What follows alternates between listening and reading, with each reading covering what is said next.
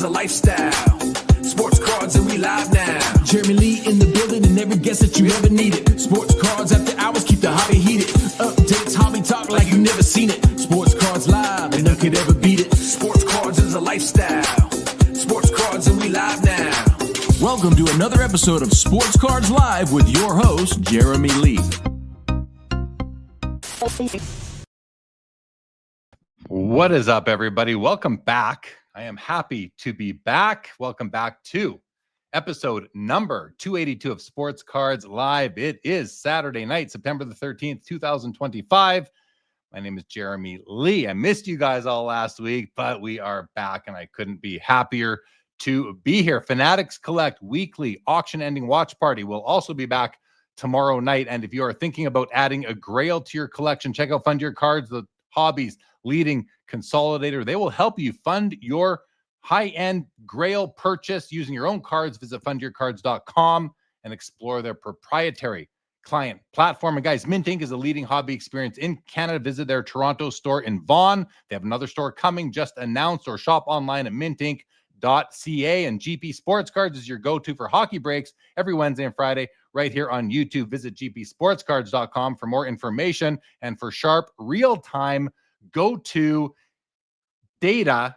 Check out Rolling Insights. Their data feeds power major platforms and give fantasy players and businesses a real edge. No more spreadsheets. Visit rolling-insights.com.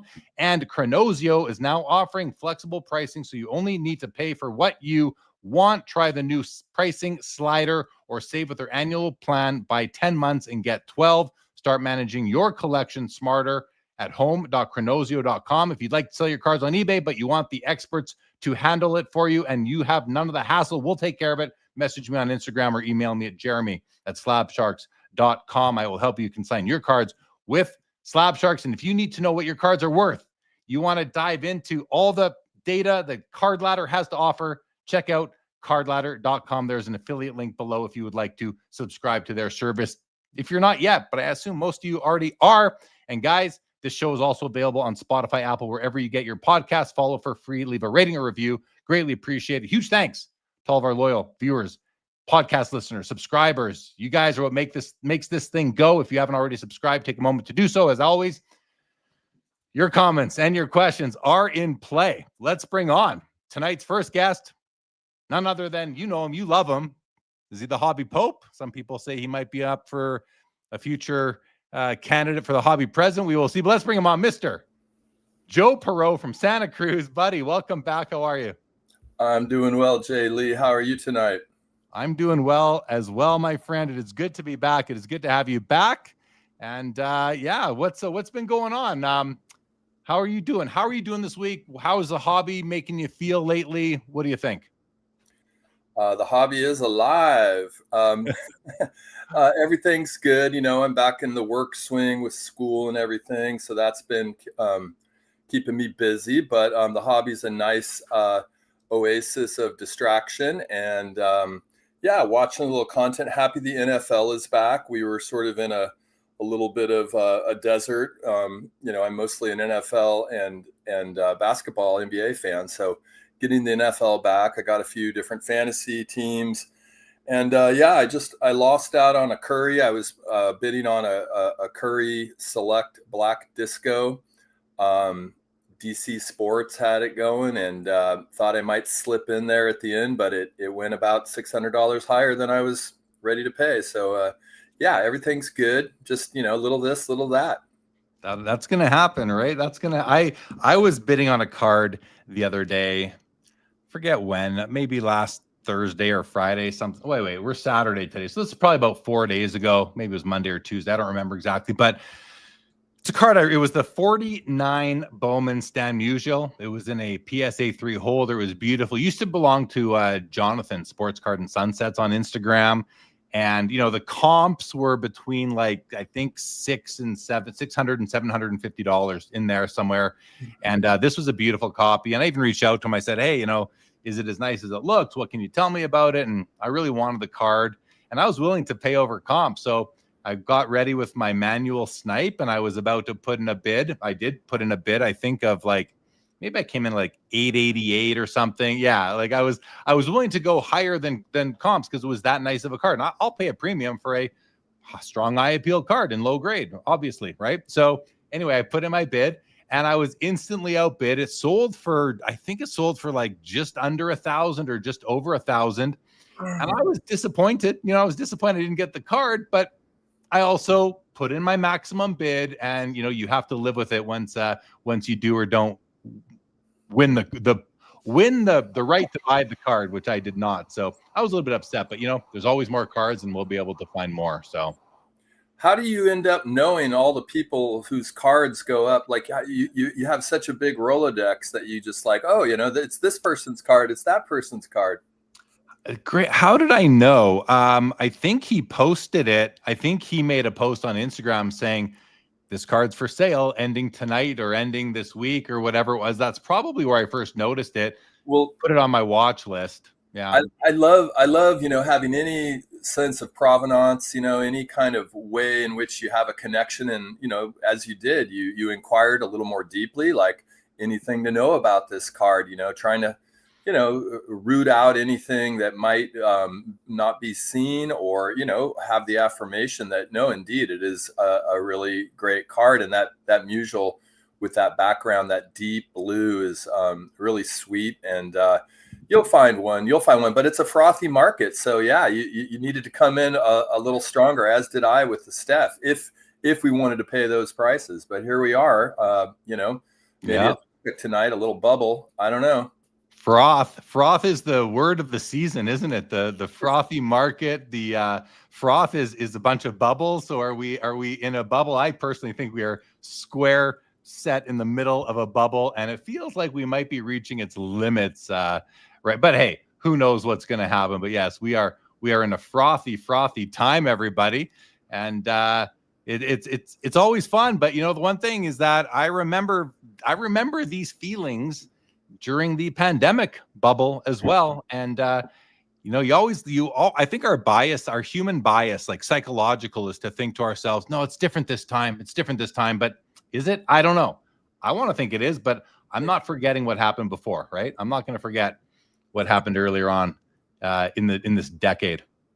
Yeah, no, I mean, history repeats itself, but I'd like to think that it is a little different, within the cycles, within the expansion and contraction. Sometimes there are, like tectonic shifts that move us a little further. And I think the hobby's a little smarter. I think, I could be wrong, but I think maybe the floor isn't quite as precipitous with some of the action, people learning, people being a little bit more savvy, but time will tell. And it's definitely, the froth is real, frothful frothiness, a lot of different ways to see what's happening and understand it. Frothy the snowman, says Andrew. So speaking of froth and the market and bubble and all this stuff, a couple of major athletes are hurt right now, athletes who have been floating on the froth for quite some time, like guys like Brock Purdy, out for, I believe it's 5 games. That's a major hit to his resume for the season, if nothing else. Who knows what happens when he comes back, but that's got to bother some people in the card market. And of course, and then there's Caitlin Clark, who was like the frothiest of all froths. And now she's, as I understand, out for the rest of the season, the playoffs. That's tough, right? Especially if you're someone who's out there investing tens of thousands or hundreds of thousands of dollars into her cards, which I'm sure, that's the upper level of the hobby. So I don't know if anyone here is playing in those waters. I know I'm certainly not, but that's got to be tough, for people who have. I mean, we just saw a couple of her logo women sell for like one over 400,000, one over 600,000 in the past few months, and now she's out for the season.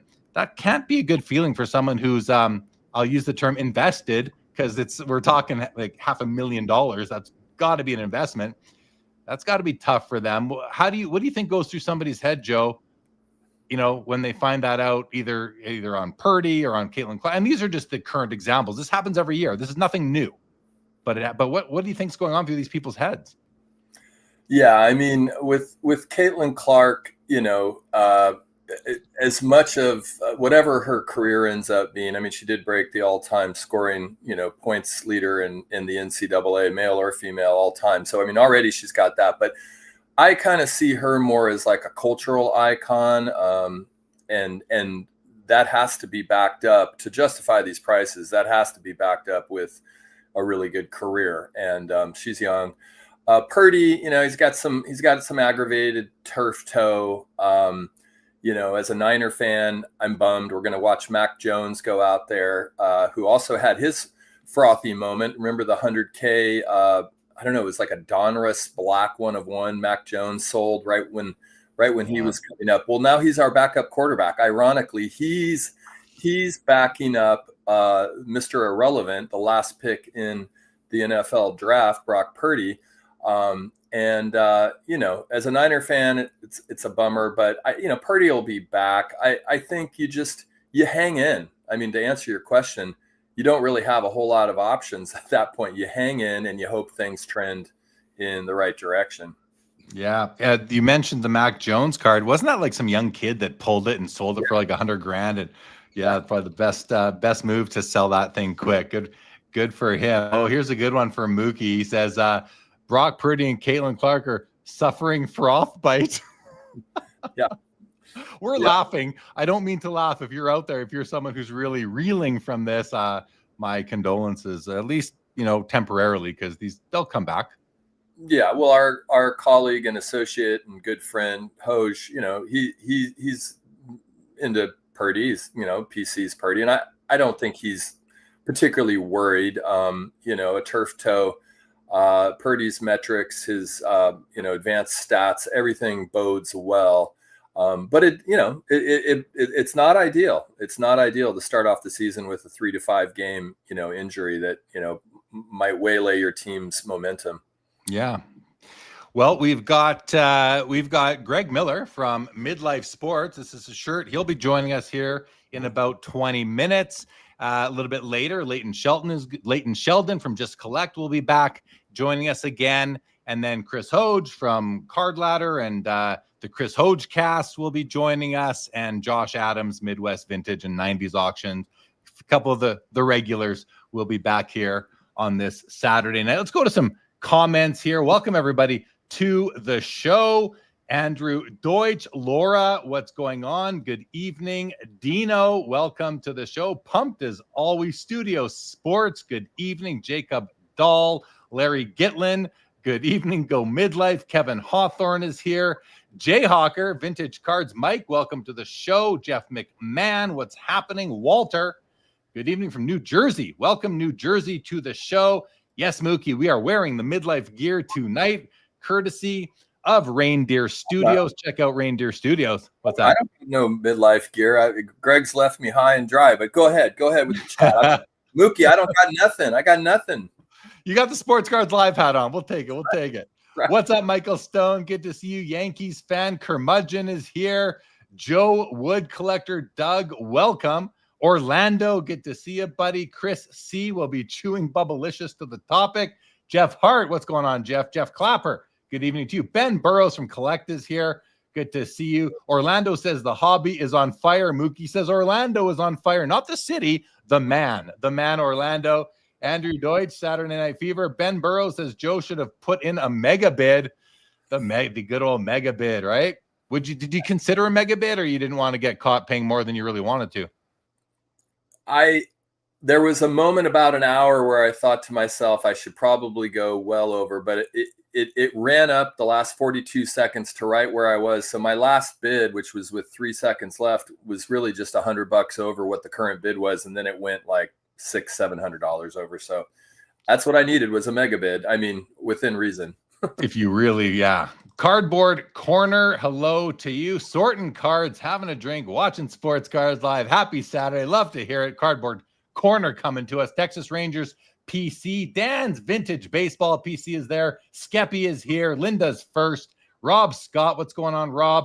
Dan, thanking you, Joe, for supporting the For Collectors YouTube channel, coming to the Hobby Hotline chat this morning. I believe it was their first time since For Collectors and Hobby Hotline have merged together, now streaming on the For Collectors YouTube channel. Joe, you watched that this morning. How did you enjoy the first? I have not seen it yet, guys. I apologize. I will watch it. I can't wait to watch it. Joe, any comments on that?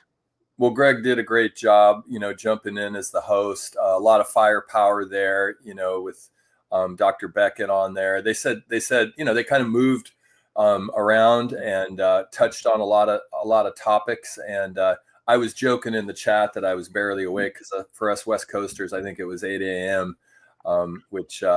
But Greg did a great job. Maybe we can bug him about that when he comes on, ask him what he made of the show. But there are a few nuggets of wisdom that maybe we could return to. Nice. Always good to hear. Yankees fan wants to order Joe's hat. Yeah.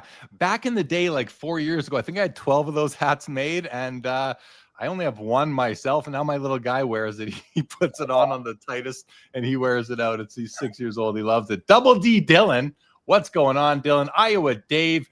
Dave, by the way, I finished binging the 18 episodes of the Failing Up series on the Iowa Dave podcast, The Shallow End, and that was a great, and there was a 19th bonus episode that Dave did himself. Guys, go give those a listen. I enjoyed each and every one of them, and some nuggets of wisdom throughout. It was just great. Keep it up, Dave. Love what you do. Hodges, what's happening? Andrew, Frothy the Snowman, enjoy the froth. Mike Petty in the house. Mookie Chilson, Brad's Vintage Collection. Hello. Valor Sports Cards is here. Haven't seen Valor for a bit. Welcome back. Good to see you. Wow. Dan's Vintage. He ain't heavy. He's my frother.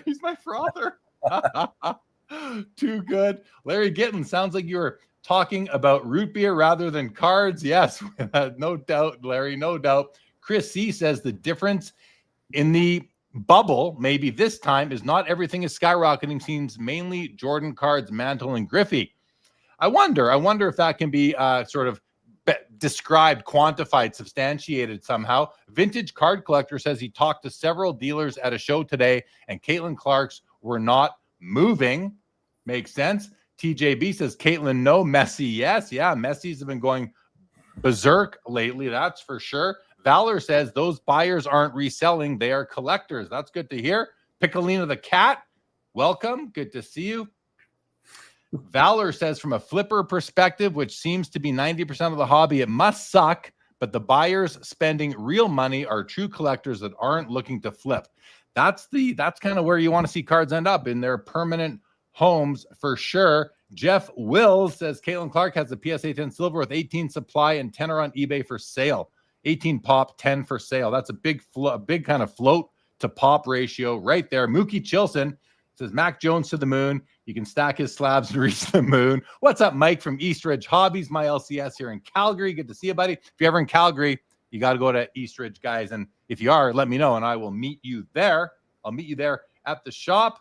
Skeppy says, what isn't in a bubble? Just about everything is higher in price, but value has not really kept up with prices. Yeah, I was just looking, went out for dinner tonight. The price of a double cheeseburger is through the roof. What's up, Sports Card Reverie? Welcome to the show. Orlando says Hobby Hotline was great today. Mookie says it was frothy. Brad's Vintage said it was a solid lineup. Amit Grover grabs a popcorn to hear all the hot takes. And Bobby Lalonde is joining. What's up, Bobby Lalonde? Good to see you, buddy. I've known Bobby Lalonde through the hobby for 20 years. Steve Clifton, welcome. That's it. I'm at the bottom of the comments. It's nice to get there. So, Joe, what about, listen, have you made any pickups? You made any sales lately? Where is your collecting at right now? Yeah. So, picking off a Steph here and there when I find like an interesting prism or color prism, something like that. But what's been happening to me is kind of a snowball effect. I've got a lot of my cards at the Fanatics vault, and it started with somebody just binning a Star Jordan 195 that I had on there, a PSA 5, and they just bought it outright for $5K. And I was like, damn. And I kind of immediately wondered, like, should I have had that priced higher? But it had been up there for a couple of years. Then a couple other cards sold. A Curry I had up there sold. A Ronaldo got a big bid. Another Jordan. And next thing you know, I'm getting this nest egg going, and I'm thinking to myself, okay, I want to practice the art of self-restraint and see how much of this, kind of nest egg I can develop, and see potentially if there is a bubble, like at the moment when the dip starts, see if I have enough at that point to make a nice play. But I mean, you know me, I'm impulsive. I I report to you every Sunday night, Jay Lee, like, look what I did this time, or I'm not sure I should have done this. But He does that. He does that. I'm really trying to stay strong and save up for something kind of big. And so I'm in a consolidation phase right now. And the funny thing is, the more you sell and sort of let go, the more you feel like you can let go. It's like, okay, I let go of that, I can let go of this, and I let go of this, I can let go of that. So I'm trying to let that unfold, and then the question will become something big in vintage, something big in modern basketball, like exquisite or a 90s insert, or maybe something, Curry specific. Like, I don't know. I don't have the exit plan for all of this yet, but that's where I'm at. So you're kind of like backdooring a consolidation play where you're preparing to consolidate, but you don't know what you're consolidating into yet. I think that's a good plan. I mean, especially with prices where they are right now. Like you said, your cards have gotten binned, and they didn't get binned until now. Binned, buy it now. Someone just doesn't make you an offer. For anyone listening or isn't aware, they're just smashing the bin. They're smashing. Right. So you're doing, it's like a backdoor consolidation play. And, but I think you're just preparing yourself for, and what I'm noticing is that, and you just look at the Fanatics Collect Premier auction that just went live on Thursday and ends 2 Thursdays from now, the amount of cards on there that it's like, where these things are just finding their way into the public auction domain. And I think it's people are seeing how much money cards are going for, and they are like, okay, now I'm going to sell. It's reached a point. And what's that going to do? Well, it's simple supply and demand, right? More supply. I think you're going to see. That's why I think we're in a bubble. I think we're on the verge of that bubble popping on. I don't know, like someone mentioned earlier, it's just a few cards. I don't know if it's just a few players or if it's like all great short printed basketball cards and football cards and baseball cards or whatever it is, but more and more of these cards are now being listed, and that's going to lead, I think, if history is any indication, it's going to lead to prices coming down because the cards are more available. That's just how it goes.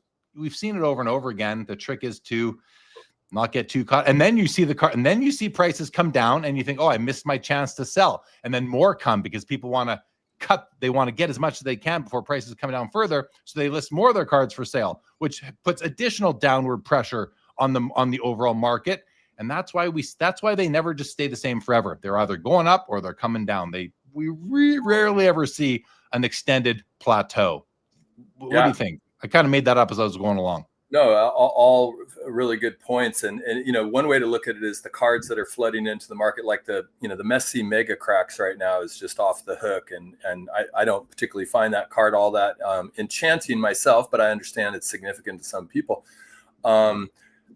Looking at it in another way, like the particular cards, but then also like the volume, like auction volume, like how many bidders are out there when an auction like a Premier is so expansive. Like how many deep pocket people are there if you think about the overall, and that's where you might start to find some opportunities. The great Dr. Beckett left us with the gym this morning, and I have to credit Hoj because he resuscitated this in my memory, and maybe he'll talk about it later. But he said something along the lines of like, with in regards to these cards all coming to market, because suddenly it's a good selling opportunity. He's like, I don't want to buy the cards that are coming to market. I want the cards that aren't coming to market. And that was just a Dr. Beckett mic drop. And how do you access those? What are people not selling right now is a really interesting question. 100%. And I think that is such an interesting way to look at it for sure. Yeah, it'll be interesting to see what happens, but fool me once, fool me, whatever that cliche goes, however that goes, fool me once, fool me twice sort of thing, my fault, your fault, whatever it is. I just feel like seen these cycles so many times. I don't want to get fooled again. I feel like I got somewhat fooled last time, and I feel I'm better prepared this time. Let's say hello to Triple V. He's just like you said, Joe. He said Dr. Beckett was great this morning on Hobby Hotline. ANW, best part of a frothy bull market is it can bring cards rarely seen to market, and I'm here for it. That's true too. Mookie says, Joe, I may need you to join my syndicate.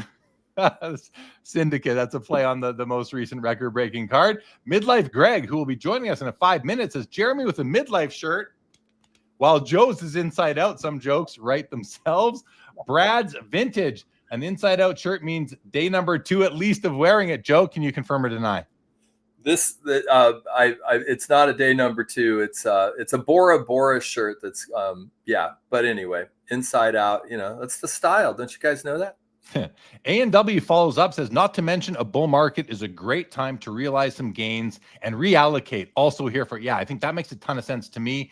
A&W for sure. Mookie uses Metamucil for the backdoor consolidation. You got to go there, Mook. You got to go there. Yes. Like you said, his next message, TMI. I know. Triple V, the art of self-restraint is underrated. Nice going, Joe. Very true. No doubt. Chris C says, I've noticed a rise on 90 stuff for sure. Being a Kobe collector, I've had to pass on some cards and wait it out. Everything is cyclical. As Dr. Beckett has said, there have been several bubbles. Absolutely. Hanif T, hello to you. And Jeff Will says, didn't Fanatics say they were going to 10x the hobby? And market data research shows the potential through 2032. We're seeing 10x in real time. And we don't want to believe it. We're not. That's a good point. Jeff Wills is pushing back and saying, hey, maybe the market is good. Oh, and by the way, just an update for everybody who might be listening. Joe's shirt is now no longer inside out. He just went off camera to put his shirt the right way out. Good going, Joe. Good going. It was that hobby hotline at 8 a.m. I had to have a nap before the show just to kind of get ready. So that I was a little drowsy when I dressed for the show. But Jeff Will's comment here is we're nuts. Like, are we like the thing about Fanatics 10xing the hobby? I always consider that to be 10xing the hobby in terms of like ultra modern products and 10xing it that way. Now they do own, of course, Fanatics Collect and whatever else they own, Fanatics Live and all these things. But when I think of Fanatics's, 10x the hobby mission that Michael Rubin put out there early on in his after Fanatics acquired Topps, I think of that in the ultra modern lane, not in like the collecting vintage and even 90 stuff. But maybe I'm wrong. Maybe he meant all sectors, all eras of collecting. So, yeah, okay. Well, not to perseverate on the 10x, but no, perseverate. Well, I think one thing that I've heard, some of my collector friends talk about is that one thing that's different right now is just the pure magnitude of people engaging in sports card buying, purchasing, whether they're investors, whether they're collectors, whether there's something in between. There seems to be just a larger base of people that are interested and potentially growing every day. I don't know. What do you think?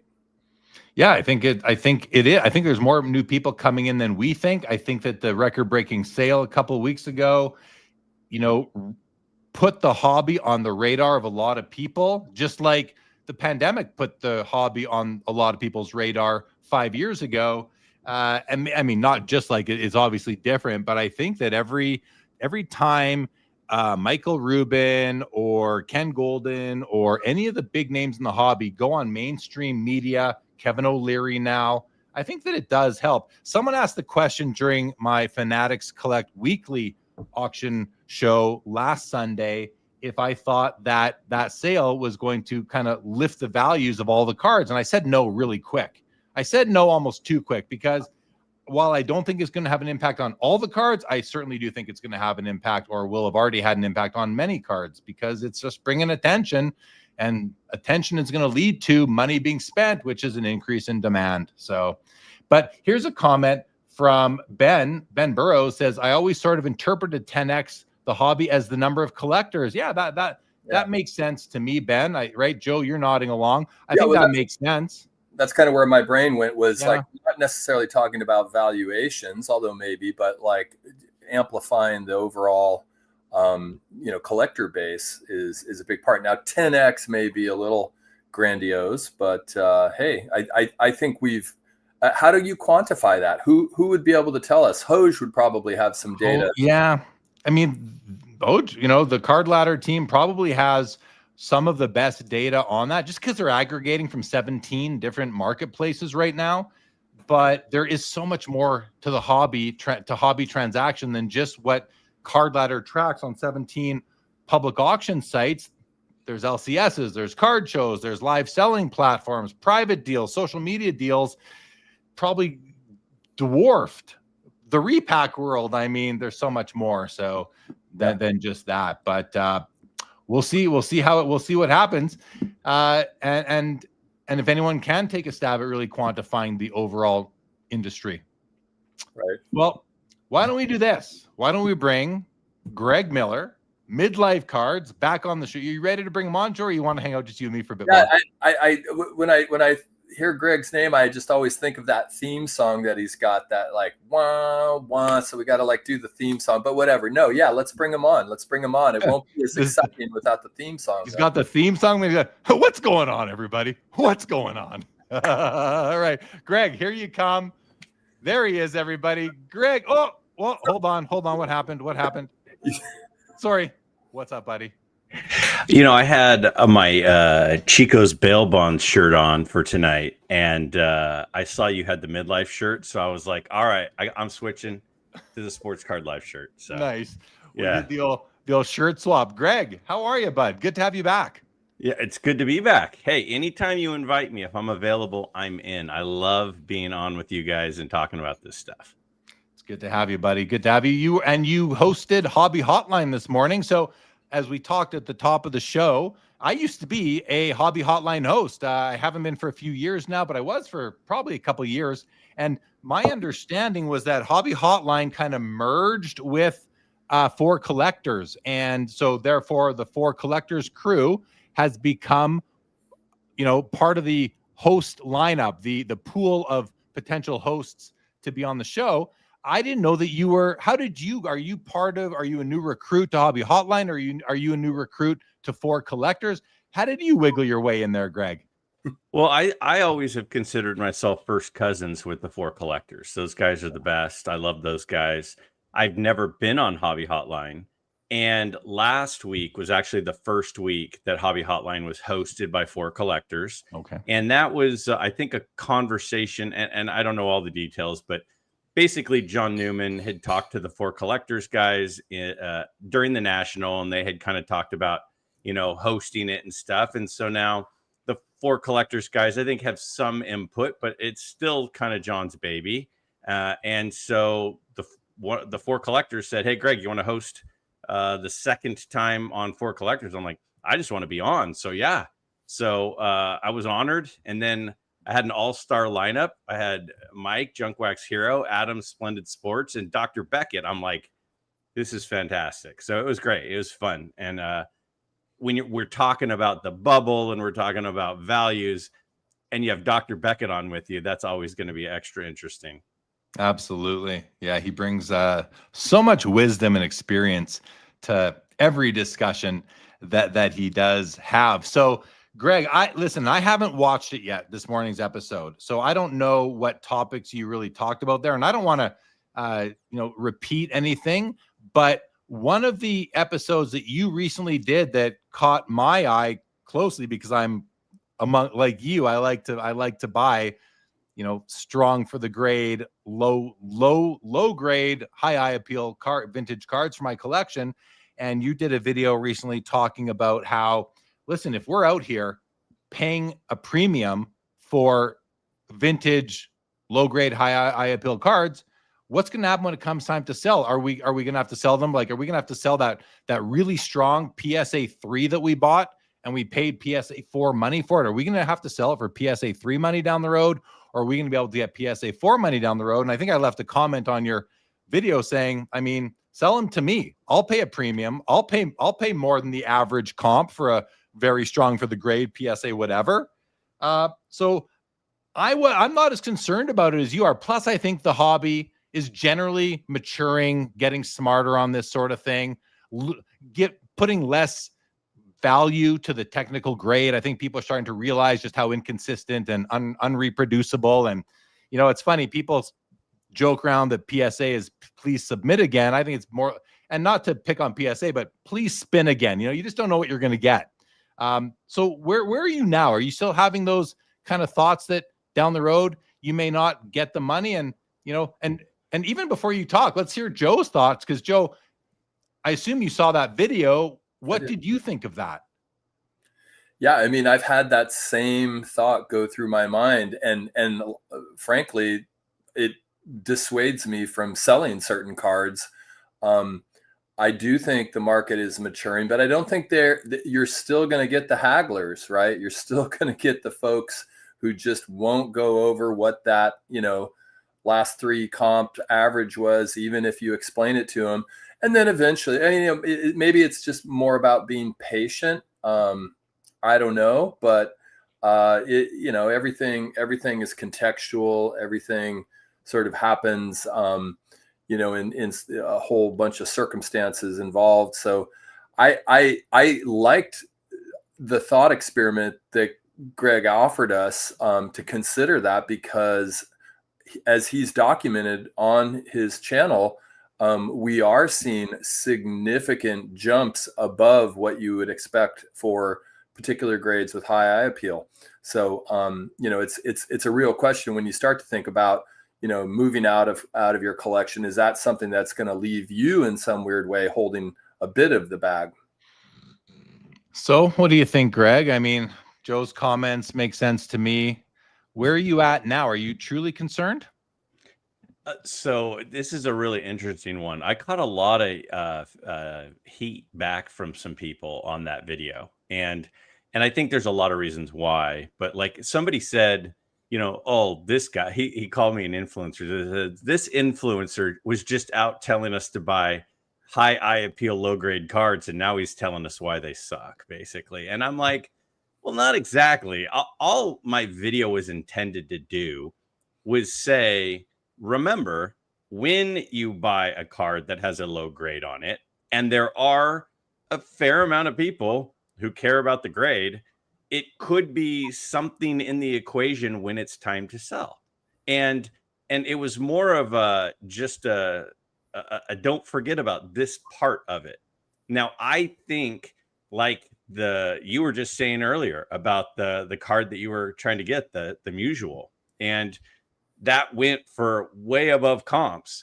I think we're getting more to that point. So I think the people like Dylan Double D, who have been going for centered high eye appeal cards that are undergraded, at least undergraded from an eye appeal perspective. I think in the long run, the hobby, like Joe is calling it maturing, the hobby is evolving to see that the number is not maybe as important as it used to be to a lot of people. So I think that it's something we need to always have in the back of our mind, just like, I used the example on another video, just like when you buy a house on a busy street, you get a good deal. But then when you go to sell that house on a busy street, there are some people that aren't going to want it because it's on a busy street. So it doesn't mean other people won't want it, but some people might not. And by some people might not, it could become an issue. But I think with cards, and Dr. Beckett made a comment earlier this morning, and he said, investors care more about the grade. Collectors don't care as much about the grade. And I thought that was a pretty good point. And, we could have a whole separate conversation about just that quote, but I do think we're in a stage, especially with pre-war cards, especially with vintage cards, where the grade still has some value, but it's just a small piece of the equation, where at one point, I think it was a big piece of the equation. I think that piece of the equation is becoming smaller. And part of the reason I think it's becoming smaller is because of the changing grading standards. And that was another thing I brought up to Dr. Beckett today. And we're not going to repeat the whole thing, but he did I said, when you guys started to implement at Beckett new technologies for grading, you would be catching things that before you didn't catch. And by definition, doesn't that mean you're grading harder? And he's like, well, the grades become more accurate because you catch things that are there. And I'm like, yeah, but if you weren't catching them before and now you're catching them, that means it's tougher grading, right? And you know, he basically agreed to a certain extent. But when they're using technologies that they weren't using in 1993, we'll say, they are going to catch more. It is going to be they are going to grade the cards lower because they're going to see things they didn't see before. And that change in the standards, or, you know, is resulting in people going, wait a second, that 4 is not like this 4. So now I think what that's done is it's freed us up to use our eyes more than we used to. So I have a thought on the whole, they're seeing more, so they're going to grade harder. I don't know that's necessarily true. The way you said it, you said they're seeing more, so they're going to take those into account and they're going to count against the score. I don't know that that's necessarily true, Greg, that just because they see it, that they need to adjust the score for it, because some defects are only observable through 30 times magnification. And there has to be a threshold where you can't see it at all, so it shouldn't impact the grade. And I know that might sound crazy to some people, but I think it's fair to say, because if you had 1,000 magnification, you're going to see no cards worth a 10, never mind a 9, right? Or not a 9, never mind a 10. So I don't know that just because they have added technology that's going to cause them to grade any different. That's just my thoughts. I think that they would overlook more of the flaws that they're seeing under magnification. And I say that because back when I was involved with tag grading, they had something called the NHOD, the non-human observable defect, which would not impact the score. And the head grader there, the head of grading, is an ex-PSA employee who was, you know, a top guy there for 12 or 13 years. And so I don't know that that's the case just because technology. So what I'm really getting at is I don't know that the change in grading practices, I'm not even calling them standards, because I don't think they've changed their standards since they changed them in January of this year. It's not that they're changing the standards. I think they're just changing they're pulling on a lever that alters demand. It can change the demand, just like by raising prices, you're gonna bring in fewer submissions, so that's gonna let you breathe a little bit. I think they're just playing with that lever and making it, and I think they're also trying to maybe protect their guarantee a little bit better, maybe protect their reputation. It's the same thing with like what I believe is population control with respect to certain cards, you know. So can I just give you the one thing that sticks in my head is several years ago, it's maybe 3 years ago now, there was a channel that got a tour of the SGC grading facility. And they took cards and they put them in this like infrared scanner. And the infrared scanner saw wrinkles and surface imperfections in the card that you couldn't see from the naked eye. And they said, and Peter was on the screen as they were going through this. And when it was scanned, they said, yeah, so first thing we do, we put it in here to see these unobservable things. And now it has a wrinkle. So this card's, you know, not going to get above like a 4. And so that sticks in my head of, I don't think SGC was doing that in 1995. And now they're doing it now. So they might ignore it because they're like, well, it's not observable by the naked eye. But it seems to me like those are the sorts of things that stick with me and go, oh, wow, if they're using that now and they weren't using that before, I wonder how many cards used to not get the wrinkle mark down that now are. So we don't really know what's going on. And I think one of your things on the thumbnail was like there was like a drape over like the grading practices. Like we don't really know. Black box of grading. Yeah. Yeah. So we don't really know if an unobservable to the naked eye thing marks it down or not. But that's the one thing that has always stuck in my head is they're doing that now, and they didn't used to do that. So by definition, doesn't that mean that they're catching more things, which means the grading standards are harder? I think catching more things does not equate to harder grading standards. It doesn't necessarily equate to harder grading standards. Now, picking up a crease, like a wrinkle, you can pretty much see any crease or wrinkle under magnification that's been under magnification strengths that we've had available to us since grading became a thing, right? It's real. I think we're talking about more like dimples and little microscopic flaws in the surface of the card, that sort of thing that they can pick up now that I don't think are going to impact the grade on a card, but it might help them with fingerprinting the card, resubmission detection, those sorts of things. So again, it's easy to make the assumption that just because they see more that is going to change the grade, but I don't think that I think that's a leap that we're taking. And I'm not saying it's wrong, Greg. I'm just saying we cannot automatically make that assumption. I think that's totally fair. I think we can't assume it, but I kind of assume it. Oh, I mean, what do you think, Joe? What do you think? Yeah, I mean, I think you're both approaching it from slightly different perspectives. Like, I fully believe that the standards of grading have gotten more stringent. Whether that's because they're noticing more or because they're just being more stringent on what they've always noticed, there's no way for me to know. I think there's some truth to what Jay Lee's saying in terms of like the descriptions. Well, not entirely. PSA has altered some of the written verbiage around, certain aspects of the card. So there's that, but, like with centering, for instance.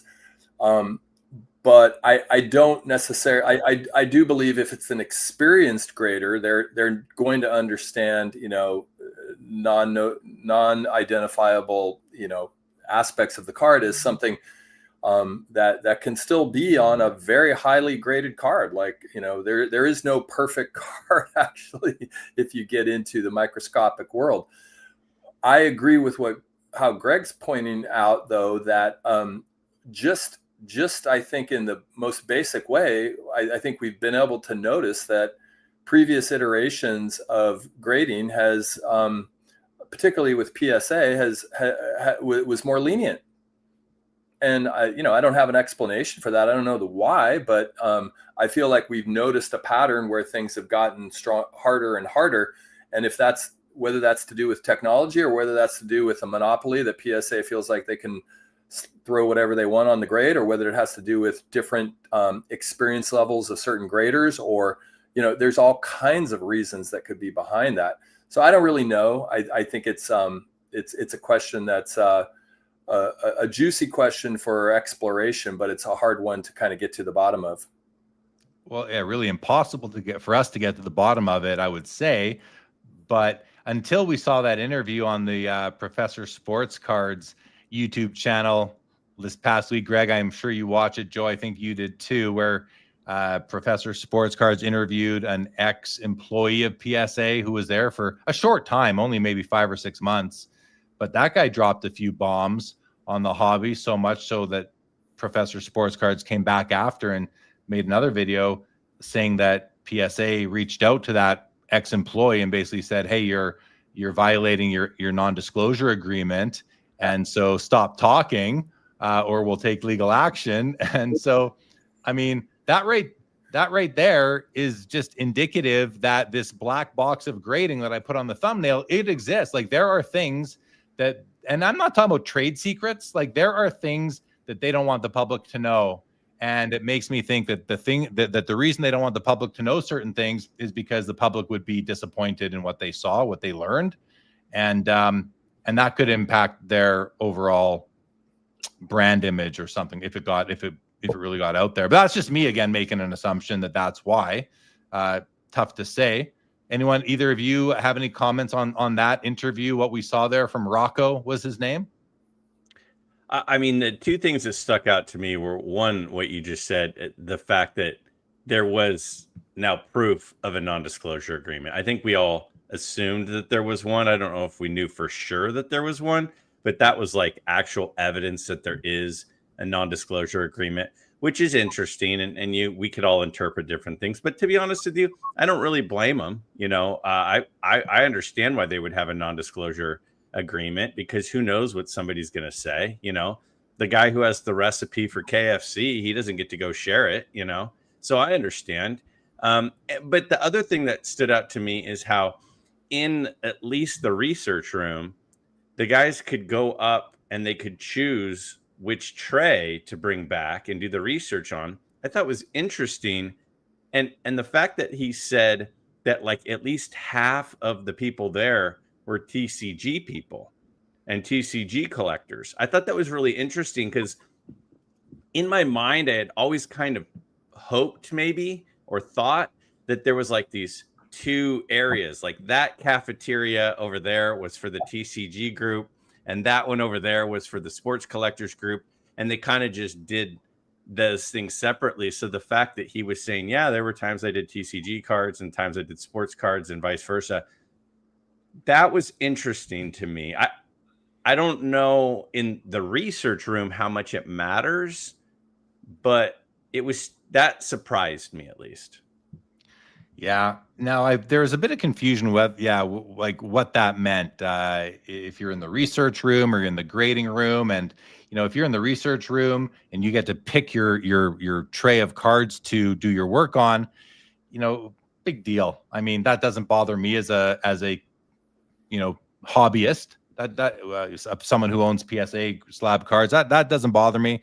If that's the case in the grading room, well, now you're just letting bias flow freely in the graders room. If that's the case there as well, I certainly hope it isn't the case there, and that people just come in for the day. Here's the 600 or so cards you need to grade today. You've got about a minute per card, with all the not just grading it, but taking it out, looking at it, putting it back in, moving it through the process. I would hope that they're not allowed to exercise bias at any step along the way, even choosing the cards that they're grading. Research-wise, who cares, except that, I mean, you don't want other people's cards to skip ahead of yours and just beat them out the door. That I don't think is cool at all. But yeah, it's that bias that would really bother me if that was a thing, if that was actually a thing. But tough to know how that falls out itself. Joe, anything else on that? Yeah, I mean, the word that just keeps coming to mind is transparency, right? I mean, Greg's a teacher. He knows, when students like, why did I get this grade? It's like the more transparent we can present our work, our findings, our evaluations, generally the better people feel, but people are still going to feel a certain kind of way when they disagree with you. The new PSA, I saw this on Neo, shout out Neo, a new PSA thing where there's an elite, membership thing, where one of the things I think I heard him say was that they're going to invite you to take a tour of the PSA plant, which would be pretty phenomenal to like actually get in there. I wonder if you'd have to sign a disclosure, but I'm sure PSA is aware that one of the knocks, or one of the pleas that people in the hobby have are grader notes, right? And grader notes take more time, and more time, impacts the bottom line. And so there's a machine here at work that maybe impacts our capacity to know things in the most transparent of ways. And so we have to utilize trust. That's another big word in our lives, right? Trust. And so anyway, I don't know. It'll be interesting to see if people actually start taking tours of, Willy Wonka and the chocolate factory. They get in there and what they see. I'll be fascinated to see how that goes down. Yeah. So a couple of things. You mentioned the grader's notes, and I've seen several versions of grader's notes now. I've never submitted a card myself that had grader's notes, but I've seen about 50 examples of it in the last couple of weeks. And it just looks like shorthand to me. They're not real, like the notes you're talking 5-6 words maximum, maybe 7 or 8 words maximum. The grader's notes have. I can't say they're not grader's notes, but they're not very descriptive. They might kind of point you in a direction, but it's not like they're talking about all the various criteria. They're really honing in on what the worst one is and saying, okay, ding corner, but the card might also be off-centered or whatever it might be. And the tour thing, well, someone here, Situational Adventures says right here, PSA survey for possible elite membership asked if an on-site grading tour would be a benefit respondent would want for that new, would it be a benefit for somebody who wanted to pay $500 a year to be a PSA member? And I mean, I've talked about it here before, but I had a tour of the PSA facility in Santa Ana. I mean, this goes back 15 years ago. Now it's a long time ago, but I saw the research room. I was it was the most impressive thing about the whole PSA facility. The most impressed I was at all was the research room. And I'm sure they've moved and it's all changed now because it wasn't a huge room, but I have memory of it. It was a room, I don't know, call it 10 by 20 maybe. And there were these bookshelves filled with books and magazines and folders with papers. And that was, I believe, what they used mostly for identification and history and all these sorts of things. And back then, 15 years ago, I was super impressed. Now I have to think it's even more built out and I would be even more impressed, I would think. So, and come to think of it, like I didn't have to pay. I got to go on that tour because that was the summer that I went to the Upper Deck pack out for the Cup and got to take part in that. And then as part of that, I went to the Upper Deck Diamond Club event in California like a week later. And part of that Diamond Club event was a tour at the PSA facility. Myself and probably 25 other hobbyists got to do that. So I saw the grading room. Very unimpressive. Just like we've seen now since then, just dark, very dark, no windows. And a couple there at the time, I think there's only one guy sitting in it. But again, this is 2009. This was in July 2009, I believe. Long time ago. Greg, any comments on any of that? I mean, I'd love to see the facility. I'm not going to join the club for $500, but I'm not a guy who grades a lot.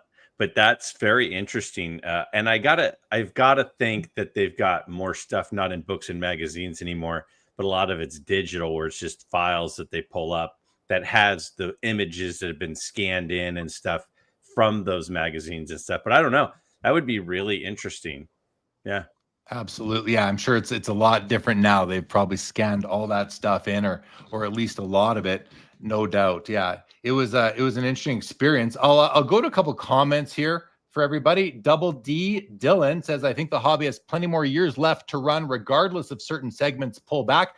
Guys, the hobby's never going anywhere. The hobby's going to be as long as there are people and there are sports, there will be sports cards. So don't worry about that. Brad's Vintage says, agree, Jeremy. Greg's cards will do well. We all have eyes. Those are the low grade, high eye appeal cards. A&W says Greg is 10xing his hobby exposure today. Skeppy says, what cycles from 87 to about 1995 is the only other time before 2020 we ever claimed close. Yeah, we had a cycle in about 2007-8. We had a cycle in 2017. I vividly recall there have been cycles, Skeppy. You just got to, I don't remember better, I guess. Rob Scott says, don't forget the fact that there was stimulus money during the pandemic, which there isn't now. True.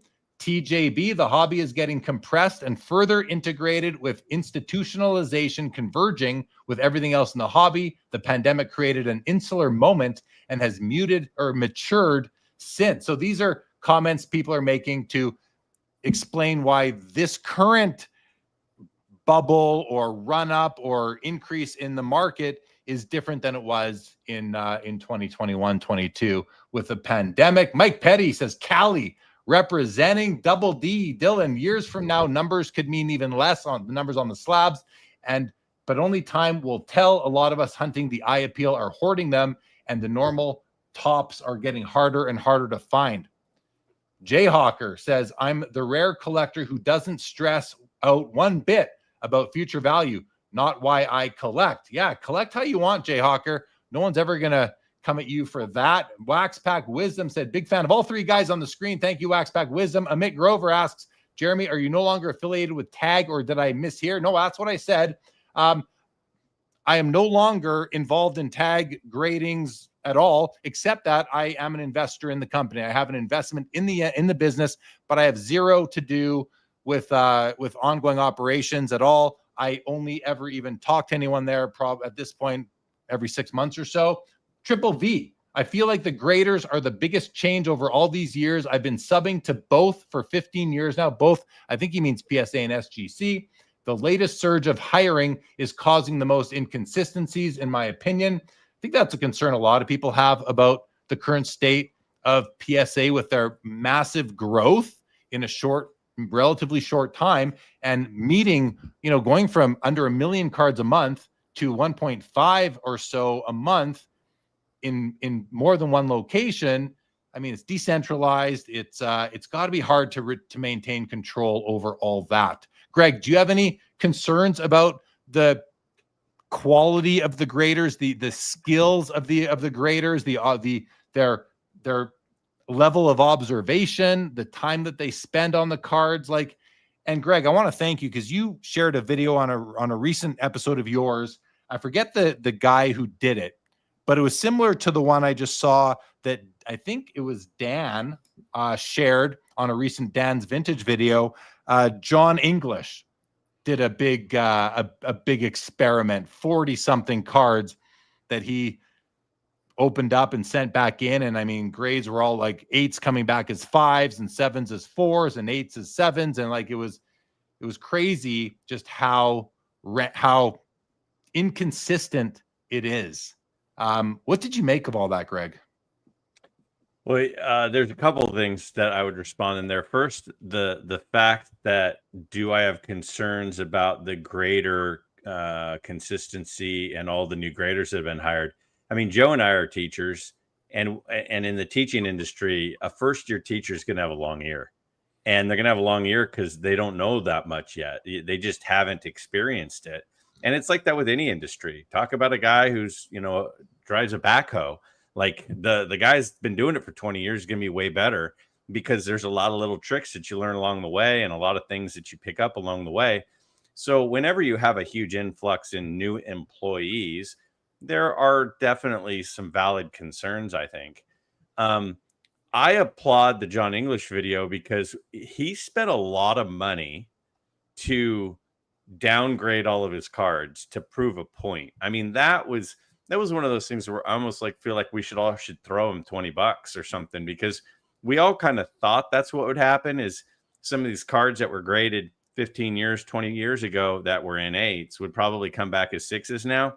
But he kind of proved it. Yeah, 5s. He proved it. And for whatever reason, they're coming back. Again, it could be standards. It could be technology. It could be anything. We don't know. But we all kind of assume that would happen. And I applaud him for being willing to kick down the cash to actually do the experiment.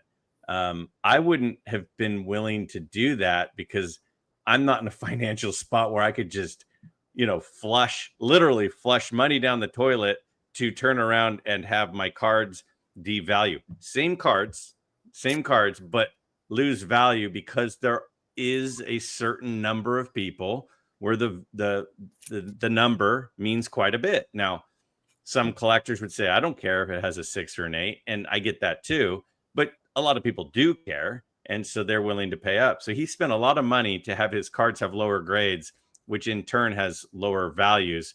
So that was literally like a community service project that he did, and I have a lot of respect for him for doing that, and I frankly wouldn't have done it. Yeah, no, I mean, he spent the money and devalued his own cards because the hobby it's funny. It's the same card. It's the exact same card, just in 2 different holders. The card didn't change, the holder changed, and now that devalues the card. It just seems anyone looking in from outside the hobby would think we're a bunch of nut jobs. Seriously, we are a bunch of freaking idiots out there spending all this money on plastic. And John English's experiment kind of proved that point, I think. But yeah, he devalued his own cards, which is just the way it is, and spent the money on the grading. So we all owe him a debt of gratitude, I would say, for, really just proving it, I guess, putting his money where all of our mouths have been, right? So, Joe, what do you think? Did you catch all that? Did you see the video that Greg did and all that? A tiny bit of it, yeah. It was almost hard to watch because it was so depressing. I kind of flashed through it and was like, yeah, I get the gist. I scrubbed through. So yeah, I saw it. Yeah, good. Good. Okay, I'm gonna do a few more comments and hope some of these will lead to discussion with the panel. But thank you to the chat. If you're watching on Instagram, feel free to come on over to YouTube. That's where the action really is. Cardboard and Plastic says all the amazing looking cards that I graded that got a 4 had a wrinkle. I missed them, but sometimes after 10 to 15 minutes, I could find it. Yeah, if you're finding it, then the grader should be able to find it. Double D Dylan says, I love that they're getting harder. The graders makes the cards cheaper for us as the grades come back lower and lower. I love that too. I love that. All you guys grading your cards, continue to do it. Send them really high eye appeal copies that'll inevitably grade a 4 or 5, and then we can buy them for cheaper prices than we used to be able to. Dan's Vintage says, just on naked eye appeal, standards have changed. Remember the 2 1961 Wilt Chamberlain's cards in the Heritage Auction, Jeremy? I certainly do, Dan. And I heard Dan, I must have been watching you recently because I heard you mention that and that we talked about it here on Sports Cards Live a few weeks ago. But yeah, we had the PSA 10, and it was a horrible 10. It was not even an 8 by today's standards, that sold for like $1 million. And then a PSA 8 sells for like 80 grand. And you're getting a better card for 80 grand than you got for $1 million.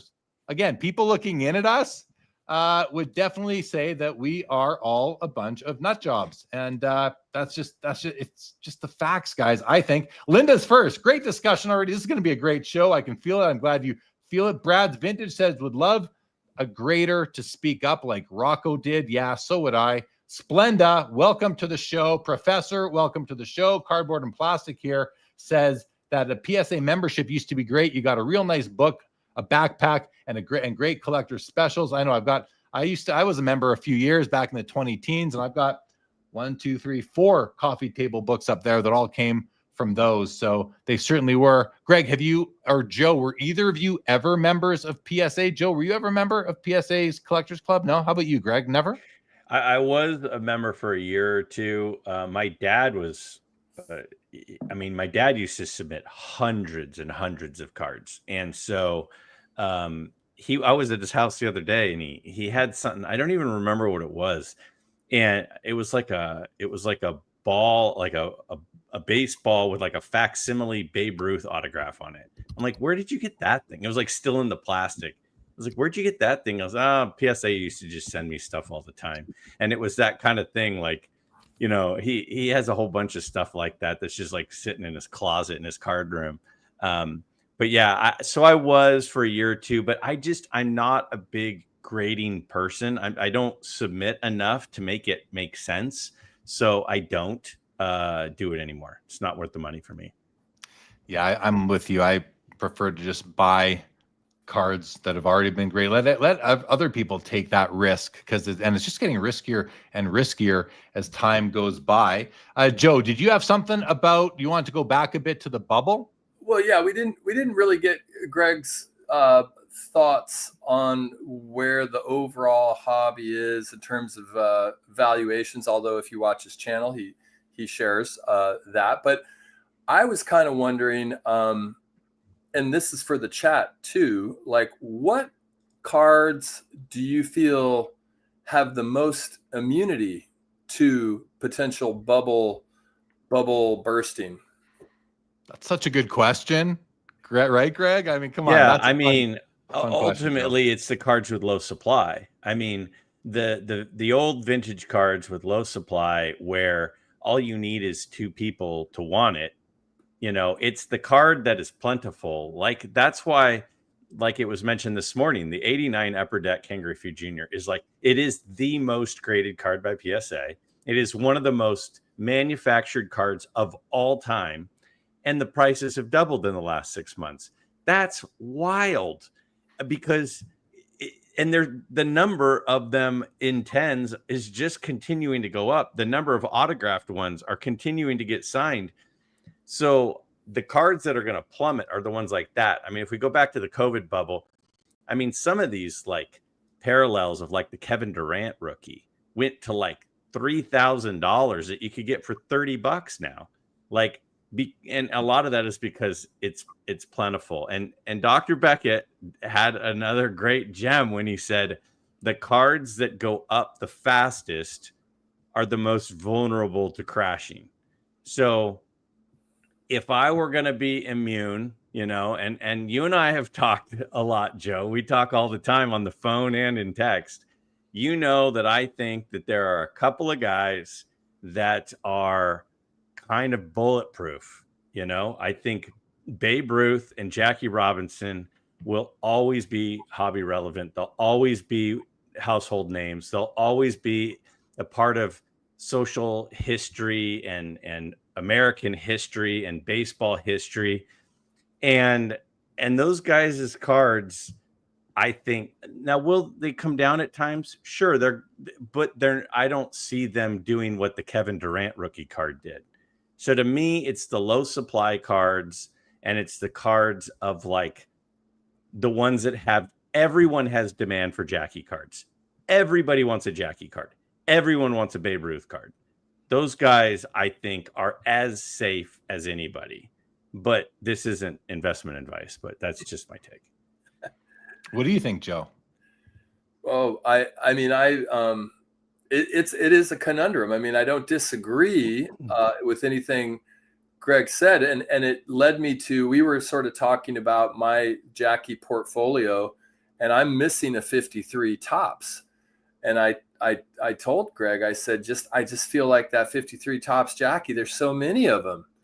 If you go on eBay, like it's not, so like there is a dichotomy between scarcity and iconic status of the athlete. And, but then Greg, like he usually does, brings up a finer point, which is, yeah, but look at those 53 tops, go through them and see how many present, reasonably centered, really nice, registration and saturation, good color. And it actually starts to whittle down. Like a card that becomes a hallmark of your collection is not as easy to find as, the 50 or 100 that you might be able to see on eBay tonight. Right. Let me jump in real quick on that, because I got to give credit to Dylan, who's in the chat. He has said for a long time, a lot of these cards aren't rare. A 53 tops Jackie, what you're saying right now, completely agree. A 53 tops Jackie is not a rare card, but a centered one with good eye appeal that doesn't have print marks on his face, that doesn't have the bottom where the colors are all beat up, those are rare. So the high eye appeal 53 tops Jackie is rare. The centered ones are rare, but the card isn't rare. So that would be, in my eyes, I would consider that a rare card when it fits that description. And that's straight out of the doctrine of Dylan Double D, that I completely said, I will carry that, torch with you. I totally agree. The thing about that is that, like, where I thought it'd be going with this immunity question when it comes to vintage was, okay, iconic players, iconic cards, high grade. And I'm glad that you did not go there, Greg. You went with eye appeal and centered, because these iconic vintage cards, they're not rare. Well-centered copy. That will be probably the Jeremy is cutting out a little bit on us. I think that go. Sorry, I was hopping in because you were chopping up, but you look like you're coming back here pretty good now. Am I better now? What I was saying was, yeah, it's nice that it's high eye appeal, vintage iconic versus high. For once, it's not grade, because. Go ahead, guys. Keep talking for a moment. Okay. I think that's the answer. I think Dylan's onto something, Joe. I don't think, you asked the question and I was responding to the question. And the thing about the grade is the reason I don't think the grade is the right answer, even though some people are going for grade scarcity, is grades are humanly decided and they are then vulnerable to something. If people decide at some point that a 7 and a 9 and an 8, it doesn't really matter anymore. It just means it's high grade. And somebody paid 30x for the 9 over the 7, then all of a sudden that card castle comes crashing down. But the card will always look good. And so I think the high eye appeal, the centered ones, there is a finite rarity to that, whereas the grade rarity is a decision that somebody made. It's not necessarily a mathematical equation that decided how many were actually centered or not. I think you're good back now, Jeremy. Yeah, and the decision that was made by somebody who we don't even know who they are, what their experience is, how long they've been grading cards, how much they get paid per hour, how much time they spend. Although Orlando's been very generous in the chat today with his experience right here. He says, as someone who went to grading school, every grader is required to have notes for every card they grade. He says grading companies just don't want to share the graders' notes. Graders spend about 1 minute grading a card, he goes on to say. Lots of good information. Now, the one thing I'll say about going to grading school is that I have to think, even to Orlando, it might be a little bit different than the reality. I don't know, maybe not. That's just a guess I'm making, that you're in grading school. You're not really an employee, so they may not give you and show you everything. But back to this, insulated discussion, what cards are most insulated from the bubble popping? What I was trying to say before, and in case you couldn't hear me, I'll just say it again, is that, yeah, it's good that we're not talking about high grade, because high grade does not mean high quality. It just doesn't anymore. Or it doesn't mean quality that is aligned with the grade it's been awarded, especially relative to other cards graded in other eras or at other times, even on other days during the same week. So I think you're right. I think those will be insulated. And I mean, I'm putting my money where my mouth is. That's the kind of stuff that I've been buying lately, but also rare cards of iconic athletes that are not being pimped around constantly. Like the Barry Bonds Rubies that's up on Fanatics Collect. I swear it's there every single week or month. I've seen it way too many times now, to the point where it's like, God, this card just, nobody wants it. It's sort of that effect of, it might be super rare, but it has the perception of being all too available. So cards that are not made available, the cards that you were talking about this morning on Hobby Hotline, Greg, that I think Dr. Beckett mentioned, the cards that are not being offered for sale a lot, those are the ones that we want. Those are the ones we should keep. And those are the ones that will probably be insulated, the ones that aren't being offered like they're going out of style on public auction forums. So absolutely. Yeah. Nick Chen said, joining in after the Iowa Hawkeyes get right with the blowout win tonight. Nick Chen, welcome to the show. Dan Brown, Tag no longer a sponsor.